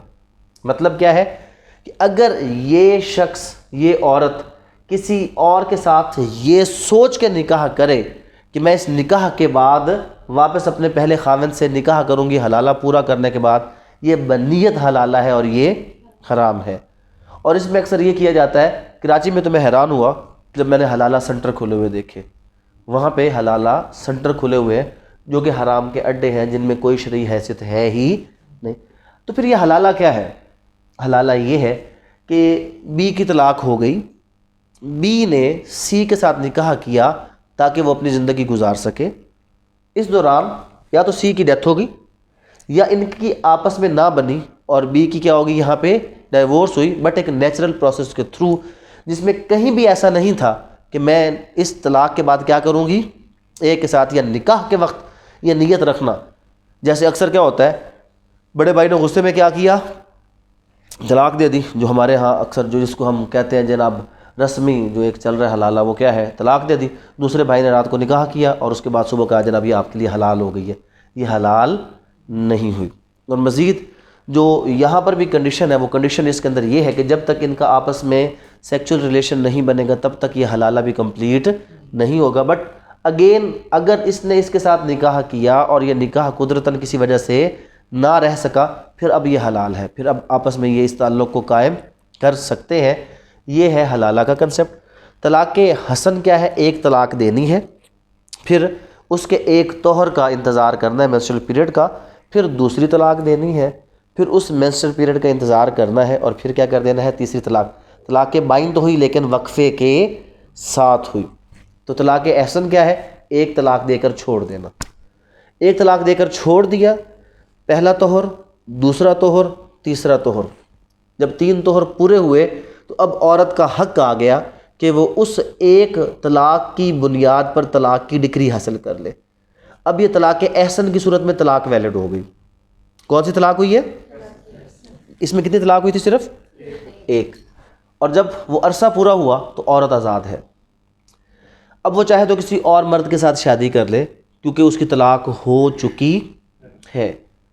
और अगर वो अपने पहले खाविंद के पास वापस जाना चाहे तो क्योंकि ये एक तलाक है, तलाक रजई है, चाहे वो 10 साल बाद भी वापस जाना चाहे तो जा सकती है, लेकिन नए हक महर पर निकाह करने के बाद।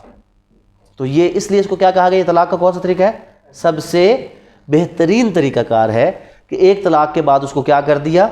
आज़ाद कर दिया कि अगर कभी एहसास हो गया कि हम गलत थे तो वापसी के लिए कोई रुकावट, कोई दीवार दरमियान में ना रही। अगर वो वापस आकर उसके साथ निकाह करना चाहे तो निकाह किया जा सकता है। और खुला जब भी ली जाती है, खुला इज़ इक्वल टू 1 डाइवोर्स।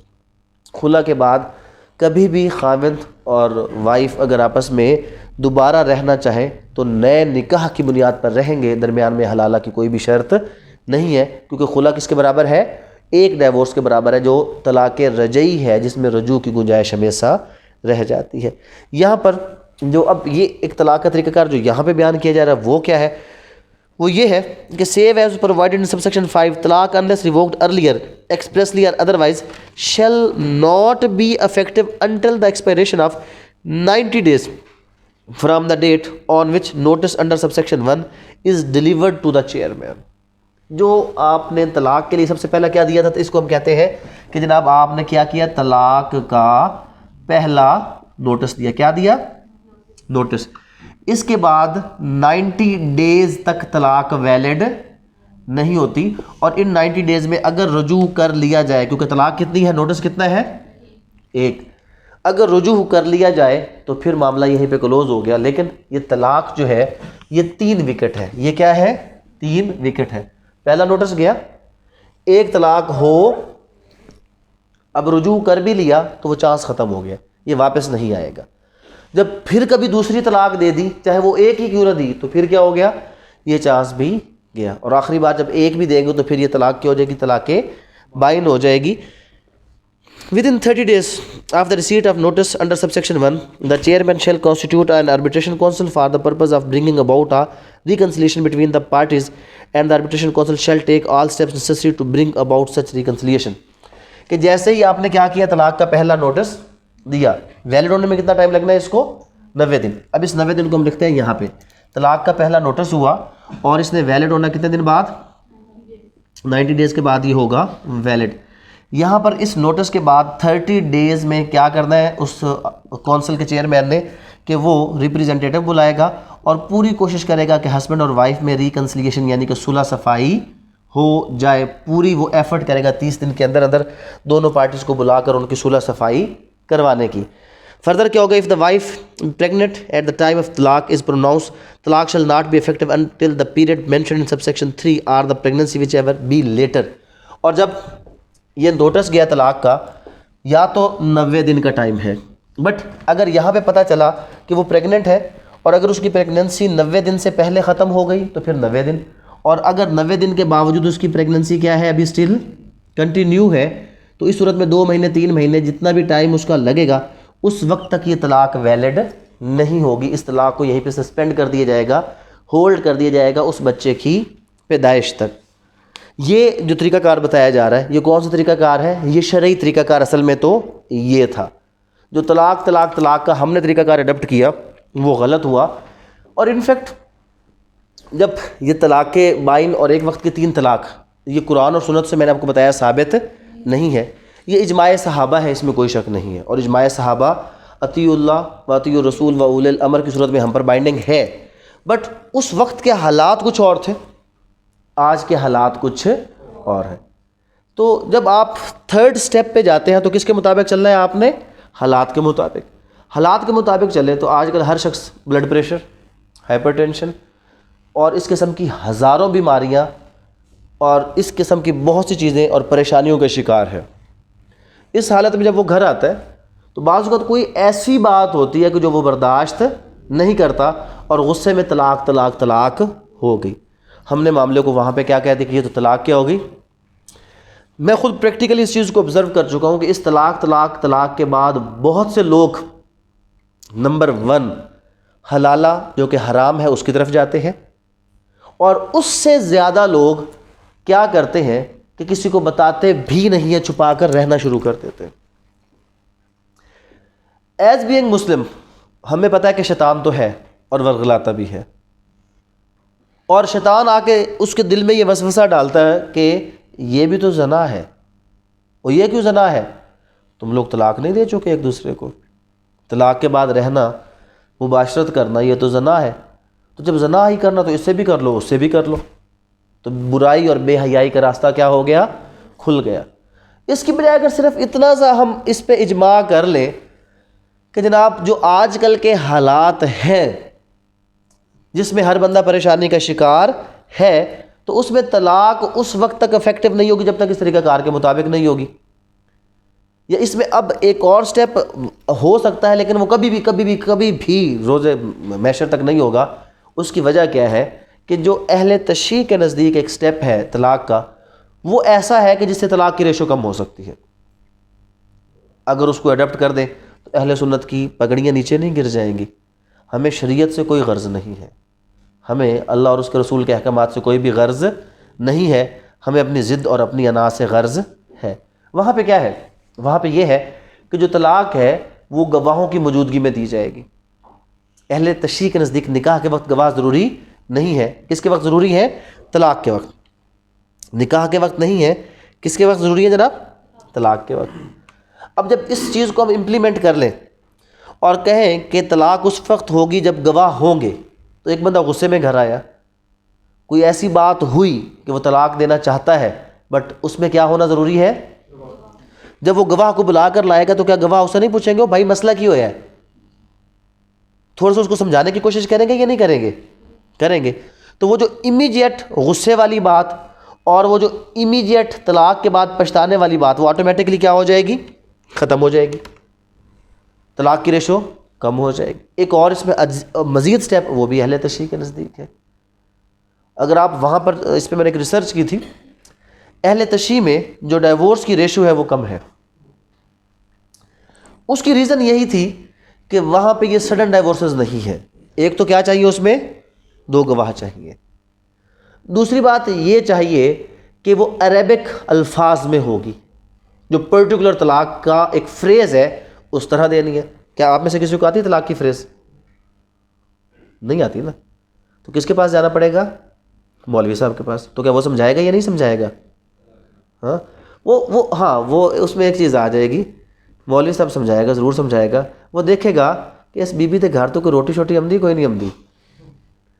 अगर नहीं अमदी तो कोई नवी आ जावे, चेंज करा के देख ली। अगर अमदी है तो कहेगा हराम है, ना दे रोटी घलिया करो मौलवी तेर, ठीक है, कोई ना कोई फ़ायदा उसका हो जाएगा। तो क्या हुआ कि अब मौलवी साहब समझाएंगे, तो मतलब जो तलाक का वो गुस्से वाला एलिमेंट था वो ऑटोमेटिकली क्या हो गया? एलिमिनेट हो गया। और फिर भी तलाक हुई तो तलाक वो कितनी है? 1। अब शरीयत आगे इसका क्या हल देती है कि तलाक 1 है और इस तलाक में वो बीबी अपने खाविंद के घर में रहे। जब बीबी अपने खाविंद के घर में रहेगी, क्योंकि तलाक कितनी हुई है? 1। तो कहीं पर भी अगर रुजू हो गया तो ऑटोमेटिकली तलाक क्या हो गई? वो ख़त्म, और रुजू के साथ वो रहना शुरू हो गए। तलाक की रेशो क्या हो गई? कम। तो कानून भी आलमोस्ट कुछ ऐसा ही है, थोड़ी सी चेंजेस के साथ। यहाँ पर क्या है, अब दोबारा वापस पढ़ लें कि जब भी कोई हस्बैंड जो जैसे जिस तरह तलाक देगा तो वो क्या करेगा? तलाक का पहला नोटिस किसको देगा? यूनियन कौंसिल को। यूनियन कौंसिल क्या करेगी? 30 दिन के अंदर अंदर उनको आपस में रिकनसाइल कराने की कोशिश करेगी, और अगर वो रिकनसिलिएशन नहीं होगी तो 90 दिन के बाद तलाक क्या हो जाएगी? इफेक्टिव हो जाएगी। लेकिन अगर इस दौरान पता चलता है कि फीमेल प्रेग्नेंट है तो वो क्या होगा? वो उसका जो मामला है वो उसकी प्रेगनेंसी तक कंटिन्यू रह जाएगा। और एक वक्त की 3 तलाक और ड्यूरिंग प्रेगनेंसी तलाक को तलाक मुग़ल्लिज़ या गलीज़ तलाक कहा जाता है, तलाक बिद्दत कहा जाता है। बिद्दत का मतलब है वो काम जो आप सल्लल्लाहु अलैहि वसल्लम ने नहीं किया। अगर वो बिद्दत है, वो गलीज़ है, तो उस काम को क्या करें आप? छोड़ दें।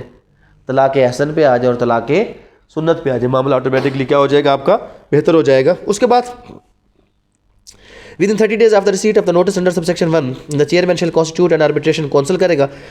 इफ़ द वाइफ भी प्रेग्नेंट हो गया, nothing shall debar a wife whose marriage has been terminated by talaq effective under this section from remarrying the same husband, from remarrying the same husband without an intervening marriage with a third person, without an intervening of marriage with a third person unless such termination is for third time so effective। Clear हुआ या नहीं हुआ? यहां पे क्या हो गई? 90 दिन के बाद क्या हो गई? तलाक।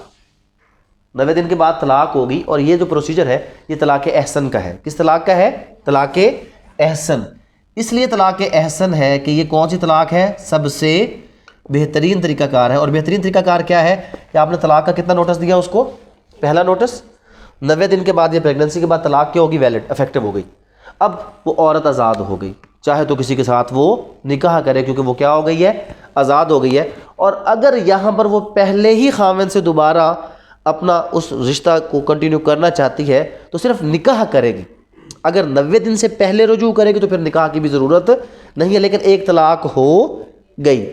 बट अगर 90 दिन में रुजू नहीं किया तो चाहे वो 9 साल के बाद रुजू करेगी, सिर्फ उसको क्या करना है, नए हक महर पे निकाह करना है, थर्ड पर्सन से मैरिज की ज़रूरत नहीं। हाँ, अगर ये 90 दिन के बाद पहला नोटिस इफेक्टिव हुआ, फिर दूसरा नोटिस भी गया और फिर तीसरा नोटिस, जब 3 नोटिस हो गए तो फिर क्या होगा, फिर तलाक बाइन हो जाएगी। फिर उसके ऊपर ये कंडीशन आ जाएगी जिसमें उसको इस चीज़ को फॉलो करना पड़ेगा। ये जनाब हमने क्या कर दिया, शादी भी कर ली और तलाक भी दे दी। आधे घंटे के अंदर सारा काम हो गया, शादी भी होगी और क्या हो गया, तलाक भी होगी। उनको कुछ रह गया, तलाक तो बाद कुछ देना कोई नहीं। हाँ, तलाक के बाद कोई मेंटेनेंस वगैरह भी दे दो यार, मेंटेनेंस दिए बगैर तो काम नहीं चलेगा। कौन सा सेक्शन है जनाब इसका, मेंटेनेंस का, सेक्शन 9। सेक्शन 9 किसी किताब मुझे कोई और देते, इस किताब में आगे कहीं और चले गए हम लोग। अच्छा जी, सेक्शन 9 की तरफ आप आ जाएं।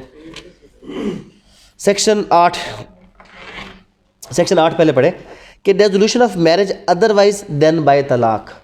Resolution of marriage otherwise by than talaq क्या है, where the right of divorce has been duly delegated to the wife and she wishes to exercise that right, or where any of the parties to a marriage wishes to dissolve the marriage otherwise than by talaq, the provision of section 7 shall mutus mutandis and so far as applicable apply। अब यहाँ पर कौन सा concept है, यहाँ पर एक चीज़ clear कर ले। एक कंसेप्ट दिया गया किसका, डेलीगेटेड डाइवोर्स का दिया गया है, और कहा कि ये जो प्रोसीजर है वो म्यूटेटस म्यूटेंडस। म्यूटेटस म्यूटेंडस क्या होता है, विद नेसेसरी अमेंडमेंट्स, कि विद नेसेसरी अमेंडमेंट यही जो तरीकाकार है ये इसके ऊपर क्या होगा, ये एप्लीकेबल होगा। अब पहले पता हो कि डेलीगेटेड डाइवोर्स है क्या। डेलीगेटेड डाइवोर्स ये है कि before marriage, eight the time of marriage, even after the marriage, अगर हस्बैंड खुद अपनी वाइफ को ये हक दे दे कि तुम मुझसे तलाक ले सकती हो, तलाक दे नहीं सकती। तलाक औरत के पास अगर तलाक का हक होता फिर क्या होता, शाम को खाविंद आता, आज नमक थोड़ा ज़्यादा है, नमक कभी पसंद ही नहीं आता, तलाक तलाक तलाक। मेरा हर चाय का कप वापस जाता तो क्या होता, मैसेज आ जाता तलाक तलाक तलाक, किस्सा क्या हो गया, ख़त्म। तो इसलिए अल्लाह ताला ने औरत को हक नहीं दिया, लेकिन एक हक दिया है, वो है डेलीगेटेड डाइवोर्स। लेकिन ये डेलीगेट हस्बैंड करेगा।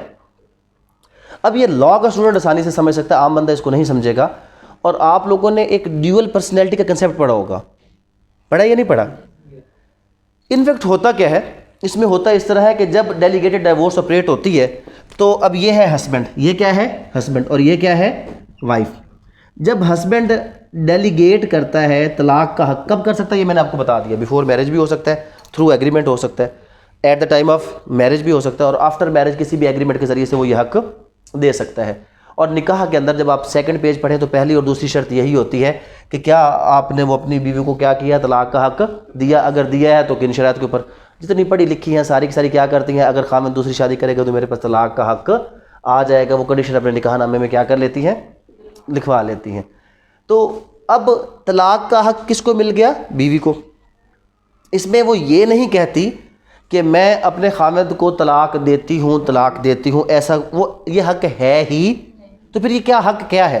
इनफैक्ट हुआ इस तरह कि इस सूरत में हस्बैंड ने इस वाइफ के अंदर एक सेकंड पर्सन क्रिएट किया, जो हस्बैंड का क्या है, हस्बैंड का क्या है, वकील। और आप सबको पता होगा कि हमारे यहाँ जो जनरल शादी की रस्म होती है पाकिस्तान के अंदर, वो इजाब कबूल होता ही नहीं है। कोई मैरिड है, आपने खुद अपने खामिद के सामने बैठकर उसको कबूल किया था, या एक बंदा आपके वालिद साहब या आपके भाई साहब आपके पास आए होंगे और उन्होंने आपसे इजाज़त ली होगी, तो इनफैक्ट आपने उस वकील को इजाज़त दी, फिर वो वकील आकर आपके खाविंद के पास बैठा और वहाँ पर क्या हुआ, उस वकील ने दस्तखत भी किए और उसने इजाब कबूल के अमल को क्या करवाया, पूरा करवाया। हमारे यहाँ तकरीबन जितनी मैरिजेस हैं वो किसके थ्रू होती हैं, वो थ्रू वकील होती हैं, कि जो उसका नुमाइंदा बनकर इस प्रोसेस को क्या करवाता है, कंप्लीट करवाता है।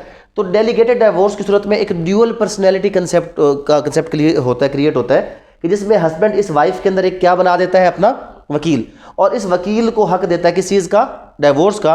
और जब भी बीवी हक इस्तेमाल करती है तो वो क्या कहती है कि वो हक जो मुझे तलाक की सूरत में मेरे खाविंद ने दिया था, उसको इस्तेमाल करते हुए मैं खुद को तलाक देती हूँ।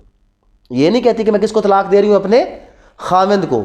अल्फाज क्या होते हैं, किसको तलाक दे रही हूँ, मैं मैं ख़ुद को तलाक दे रही हूँ, और जब मैं ख़ुद को तलाक दे रही हूँ तो वो ये कहकर, ये अल्फाज लिख कर जाकर यूनियन कौंसिल में जमा करवाती है। खाविंद क्या लफ्ज़ लिख कर जमा करवाता है कि मैं अपनी बीवी को तलाक देता हूँ, और बीवी क्या लिखती है, मैं ख़ुद को तलाक देती हूँ। वो ये नहीं कहती कि मैं अपने खाविंद को तलाक दे रही हूँ, क्योंकि बीवी खाविंद को तलाक नहीं देती। इनफैक्ट वो ये वकील की हैसियत से क्या करती है ख़ुद को, और ये लाजमी नहीं कि ये जो वकील है ये वाइफ ही हो, किसी थर्ड पर्सन को भी क्या किया जा सकता है, वकील रखा जा सकता है कि अगर लड़ाई झगड़ा हो गया, खाविंद मारपीट करता है, कोई भी मसला ऐसा करता है, और उसमें जब सुलह सफाई की बात आती है वो कहता है जी मैं आज के बाद कुछ भी ऐसा नहीं करूँगा, तो उसमें आप डेलीगेटेड डिवोर्स लेकर आए कि अगर आपको ये लगता है कि आप ऐसा नहीं करेंगे तो आप इसको तलाक का हक डेलीगेट कर दें। अच्छा, फ़र्क क्या है खुला और तलाक डेलीगेटेड डिवोर्स में? फिर फ़र्क क्या है?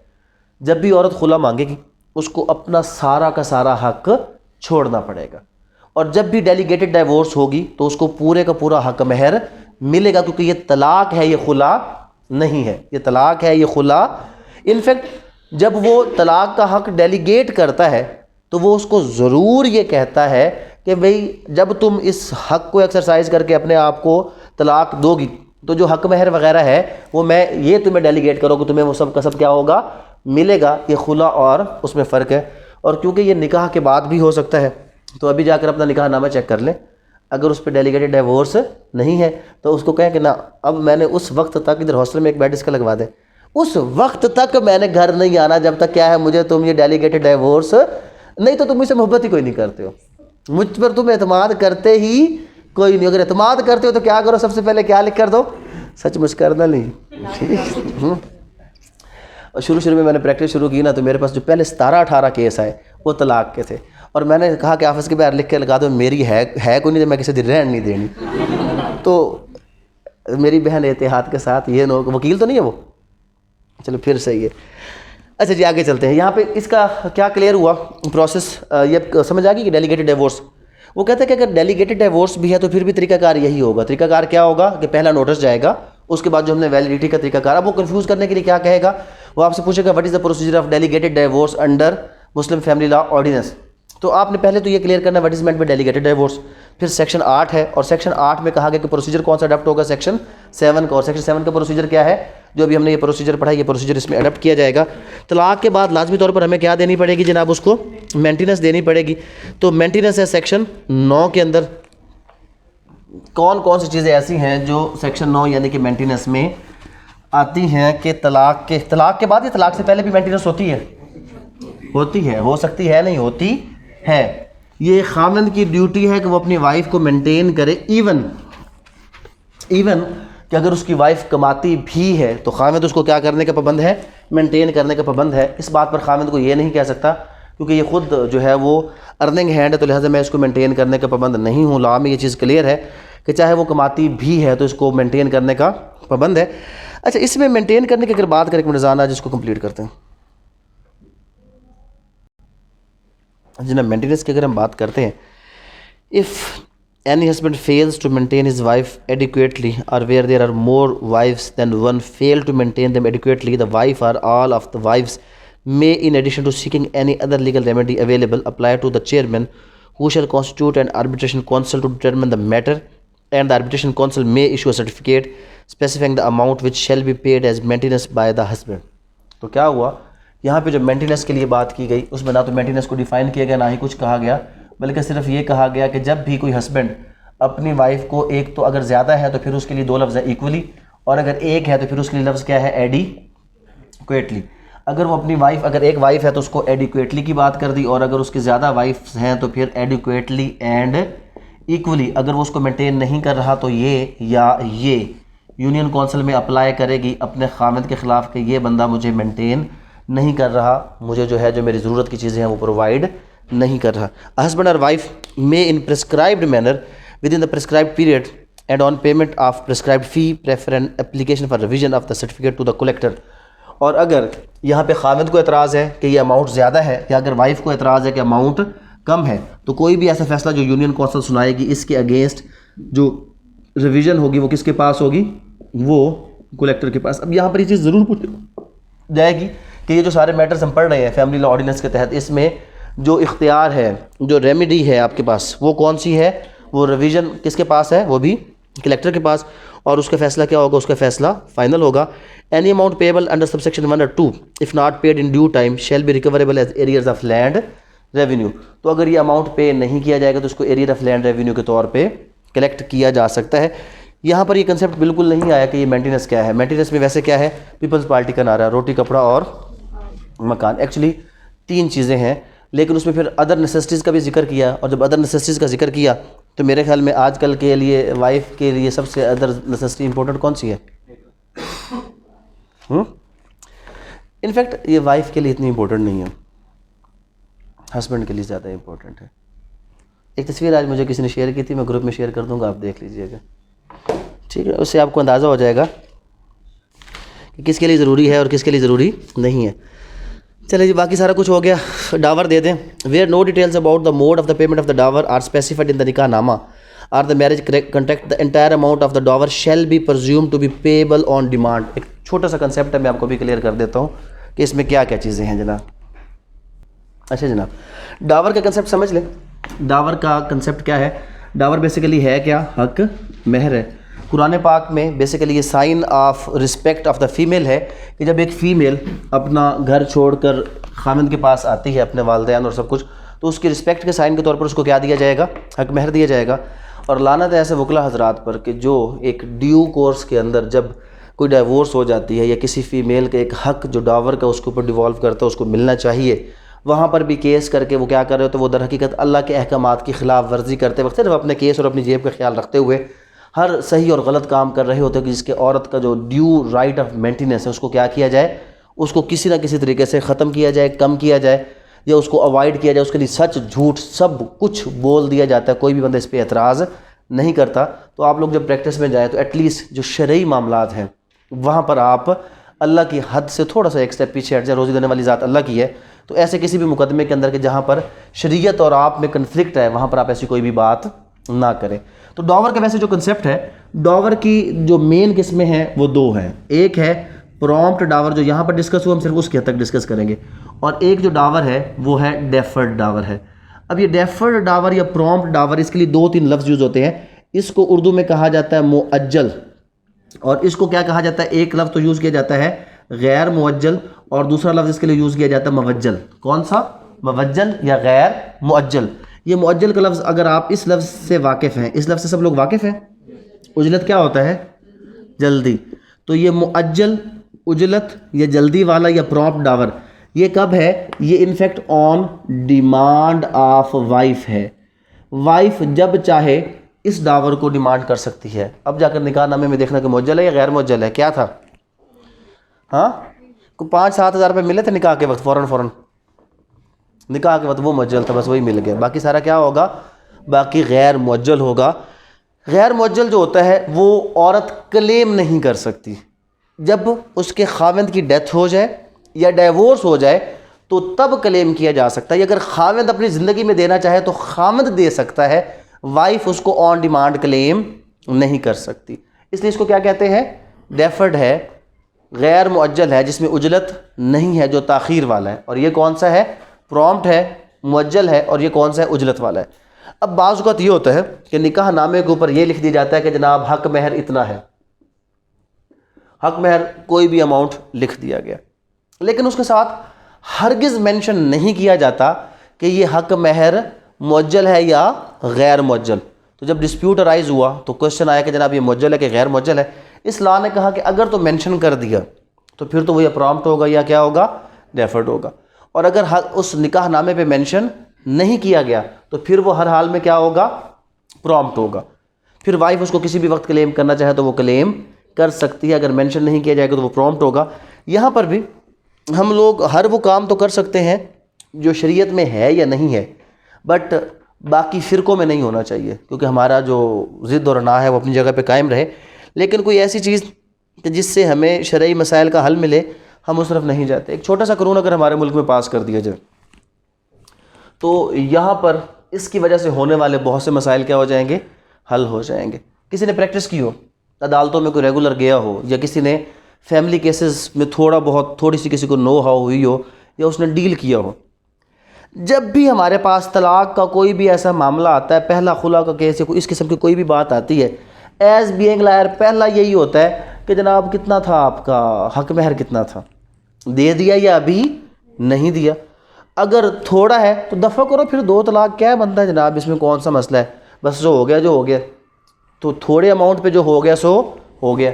और उसके बाद जब भी अभी को मौका मिले, मैक्सिमम वही है ना, फ्यूचर में टू बी है ना, होनी नहीं है सबकी, ठीक है। तो जैसे वो क्या था, वो एक ड्रामे का मैं क्लिप देख रहा था, वो कौन सा ड्रामा था, वो एक चला था ड्रामा, तो मैंने देखा कल परसों मैंने क्लिप देखा है, वो एक अकबरी अस्करी वाला ड्रामा लगता है जिसमें वो तलाक़ है तफवीज़ का पॉइंट है कि मौलवी साहब आपने क्यों नहीं बताया तलाक़ तफवीज़ का, और इसके ऊपर वो शोर मचाती है, ये जो लिखे हुए अमाउंट के ऊपर आपने भी शोर मचा देना कि हक महर रकम में नहीं लिखवाना, हक महर रकम में नहीं लिखवाना।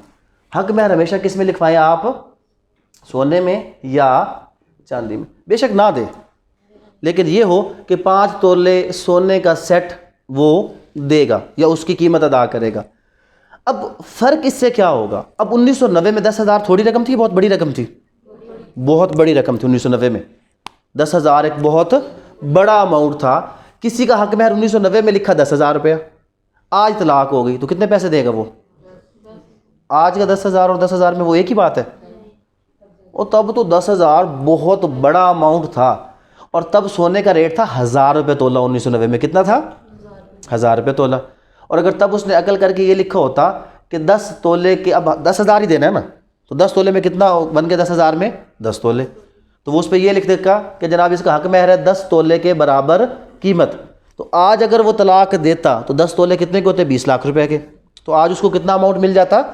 तो एक एवर इंक्रीजिंग है इस तरह का अमाउंट अगर उसमें लिखा जाएगा, अगर ये आदत बना ली जाए कि जब भी हक महर वगैरह देना है तो क्या करना है, उसको उसको सोना या चांदी की कीमत में रखेंगे तो कभी भी किसी के साथ नाइंसाफ़ी और इस तरह का मामला नहीं होगा। लेकिन यहाँ पर जो पॉइंट समझने का वो सिर्फ क्या है कि ये कानून क्या कहता है, ये कहता है जी कि आपका डॉवर या डेफर्ड है या क्या है, प्रॉम्प्ट है। अगर निकाह नामे पे डेफर्ड और प्रॉम्प्ट को मेंशन ना किया जाए तो सारे का सारा क्या होगा, प्रॉम्प्ट होगा। किसी भी वक्त उसको वाइफ क्या कर सकती है, क्लेम कर सकती है। और इसका जनाब लास्ट सेक्शन क्या कह रहा है, पावर टू मेक रूल्स किसको दे दिए जनाब, सेंट्रल गवर्नमेंट के पास इख्तियार है, वो कंटोनमेंट एरिया और बाकी जो है प्रोविंशियल गवर्नमेंट अपने सूबों के लिए क्या कर सकती है, रूल्स इसके बना सकती है। इसमें आगे हैं जनाब West Pakistan rules under the Muslim family law Ordinance, अभी पढ़ते हैं थोड़ी देर में, इसको ख़त्म करते हैं। 12 और 13 क्या हो गया ख़त्म, अभी आगे रूल्स की तरफ चलते हैं। खोले जनाब रूल्स सब लोग, ठीक है, शुरू करें रूल्स। क्यों नो सर, बस तो मुका दो पर, क्या है इसमें, कितने रूल्स हैं, थोड़े से चले अगले नेक्स्ट क्लास में इसमें पढ़ लेंगे। तो इसमें बेसिकली क्या है, मुस्लिम फैमिली लॉ ऑर्डिनेंस के अंदर हमने किस चीज़ के बारे में पढ़ा, सबसे पहले सक्सेशन के बारे में पढ़ा, फिर रजिस्ट्रेशन ऑफ मैरिज के बारे में पढ़ा, फिर पॉलीगैमी के बारे में पढ़ा, फिर उसके बाद किसके बारे में पढ़ा, तलाक और उसके प्रोसीजर के बारे में पढ़ा, और डेलीगेटेड डिवोर्स के बारे में पढ़ा, और लास्ट अभी किस चीज़ के बारे में पढ़ा, मेंटेनेंस। तो ये एक सब्सटेंटिव लॉ है जो कि सिर्फ और सिर्फ मुसलमानों पर एप्लीकेबल है कि मुसलमान अगर कहीं पर भी होगा तो इस कानून के मुताबिक वो ये सब कुछ करने का पाबंद होगा। रेमेडी उसको मिलेगी जो इसके मुताबिक अपने निकाह को रजिस्टर करवाएगा। अगर कोई रजिस्टर नहीं करवाएगा तो उसको कोई भी रेमेडी नहीं मिलेगी। इस तरह के एक सवाल जो पहले भी पेपर में आया था, उसने तलाक और उसकी बात की थी, तो आपने उसमें ये मेंशन करना है कि अगर वो मुल्क से बाहर था और अगर उसने तलाक को रजिस्टर इस कानून के मुताबिक नहीं करवाया तो इसका मतलब है कि अगर रजिस्टर्ड नहीं है, तो हमने कहा कि अनरजिस्टर्ड मैरिज की सूरत में कोई भी रेमेडी क्लेम नहीं होगी, तो वो बंदा यहाँ पर रेमेडी। अब उसमें 2 प्रोबेबिलिटीज़ आएंगी कि if the marriage is also registered in Pakistan under section 5 तो वो सारी रेमेडी क्लेम कर सकता है, and if the marriage is not registered तो उस सूरत में कोई भी रेमेडी वो क्लेम नहीं कर सकता।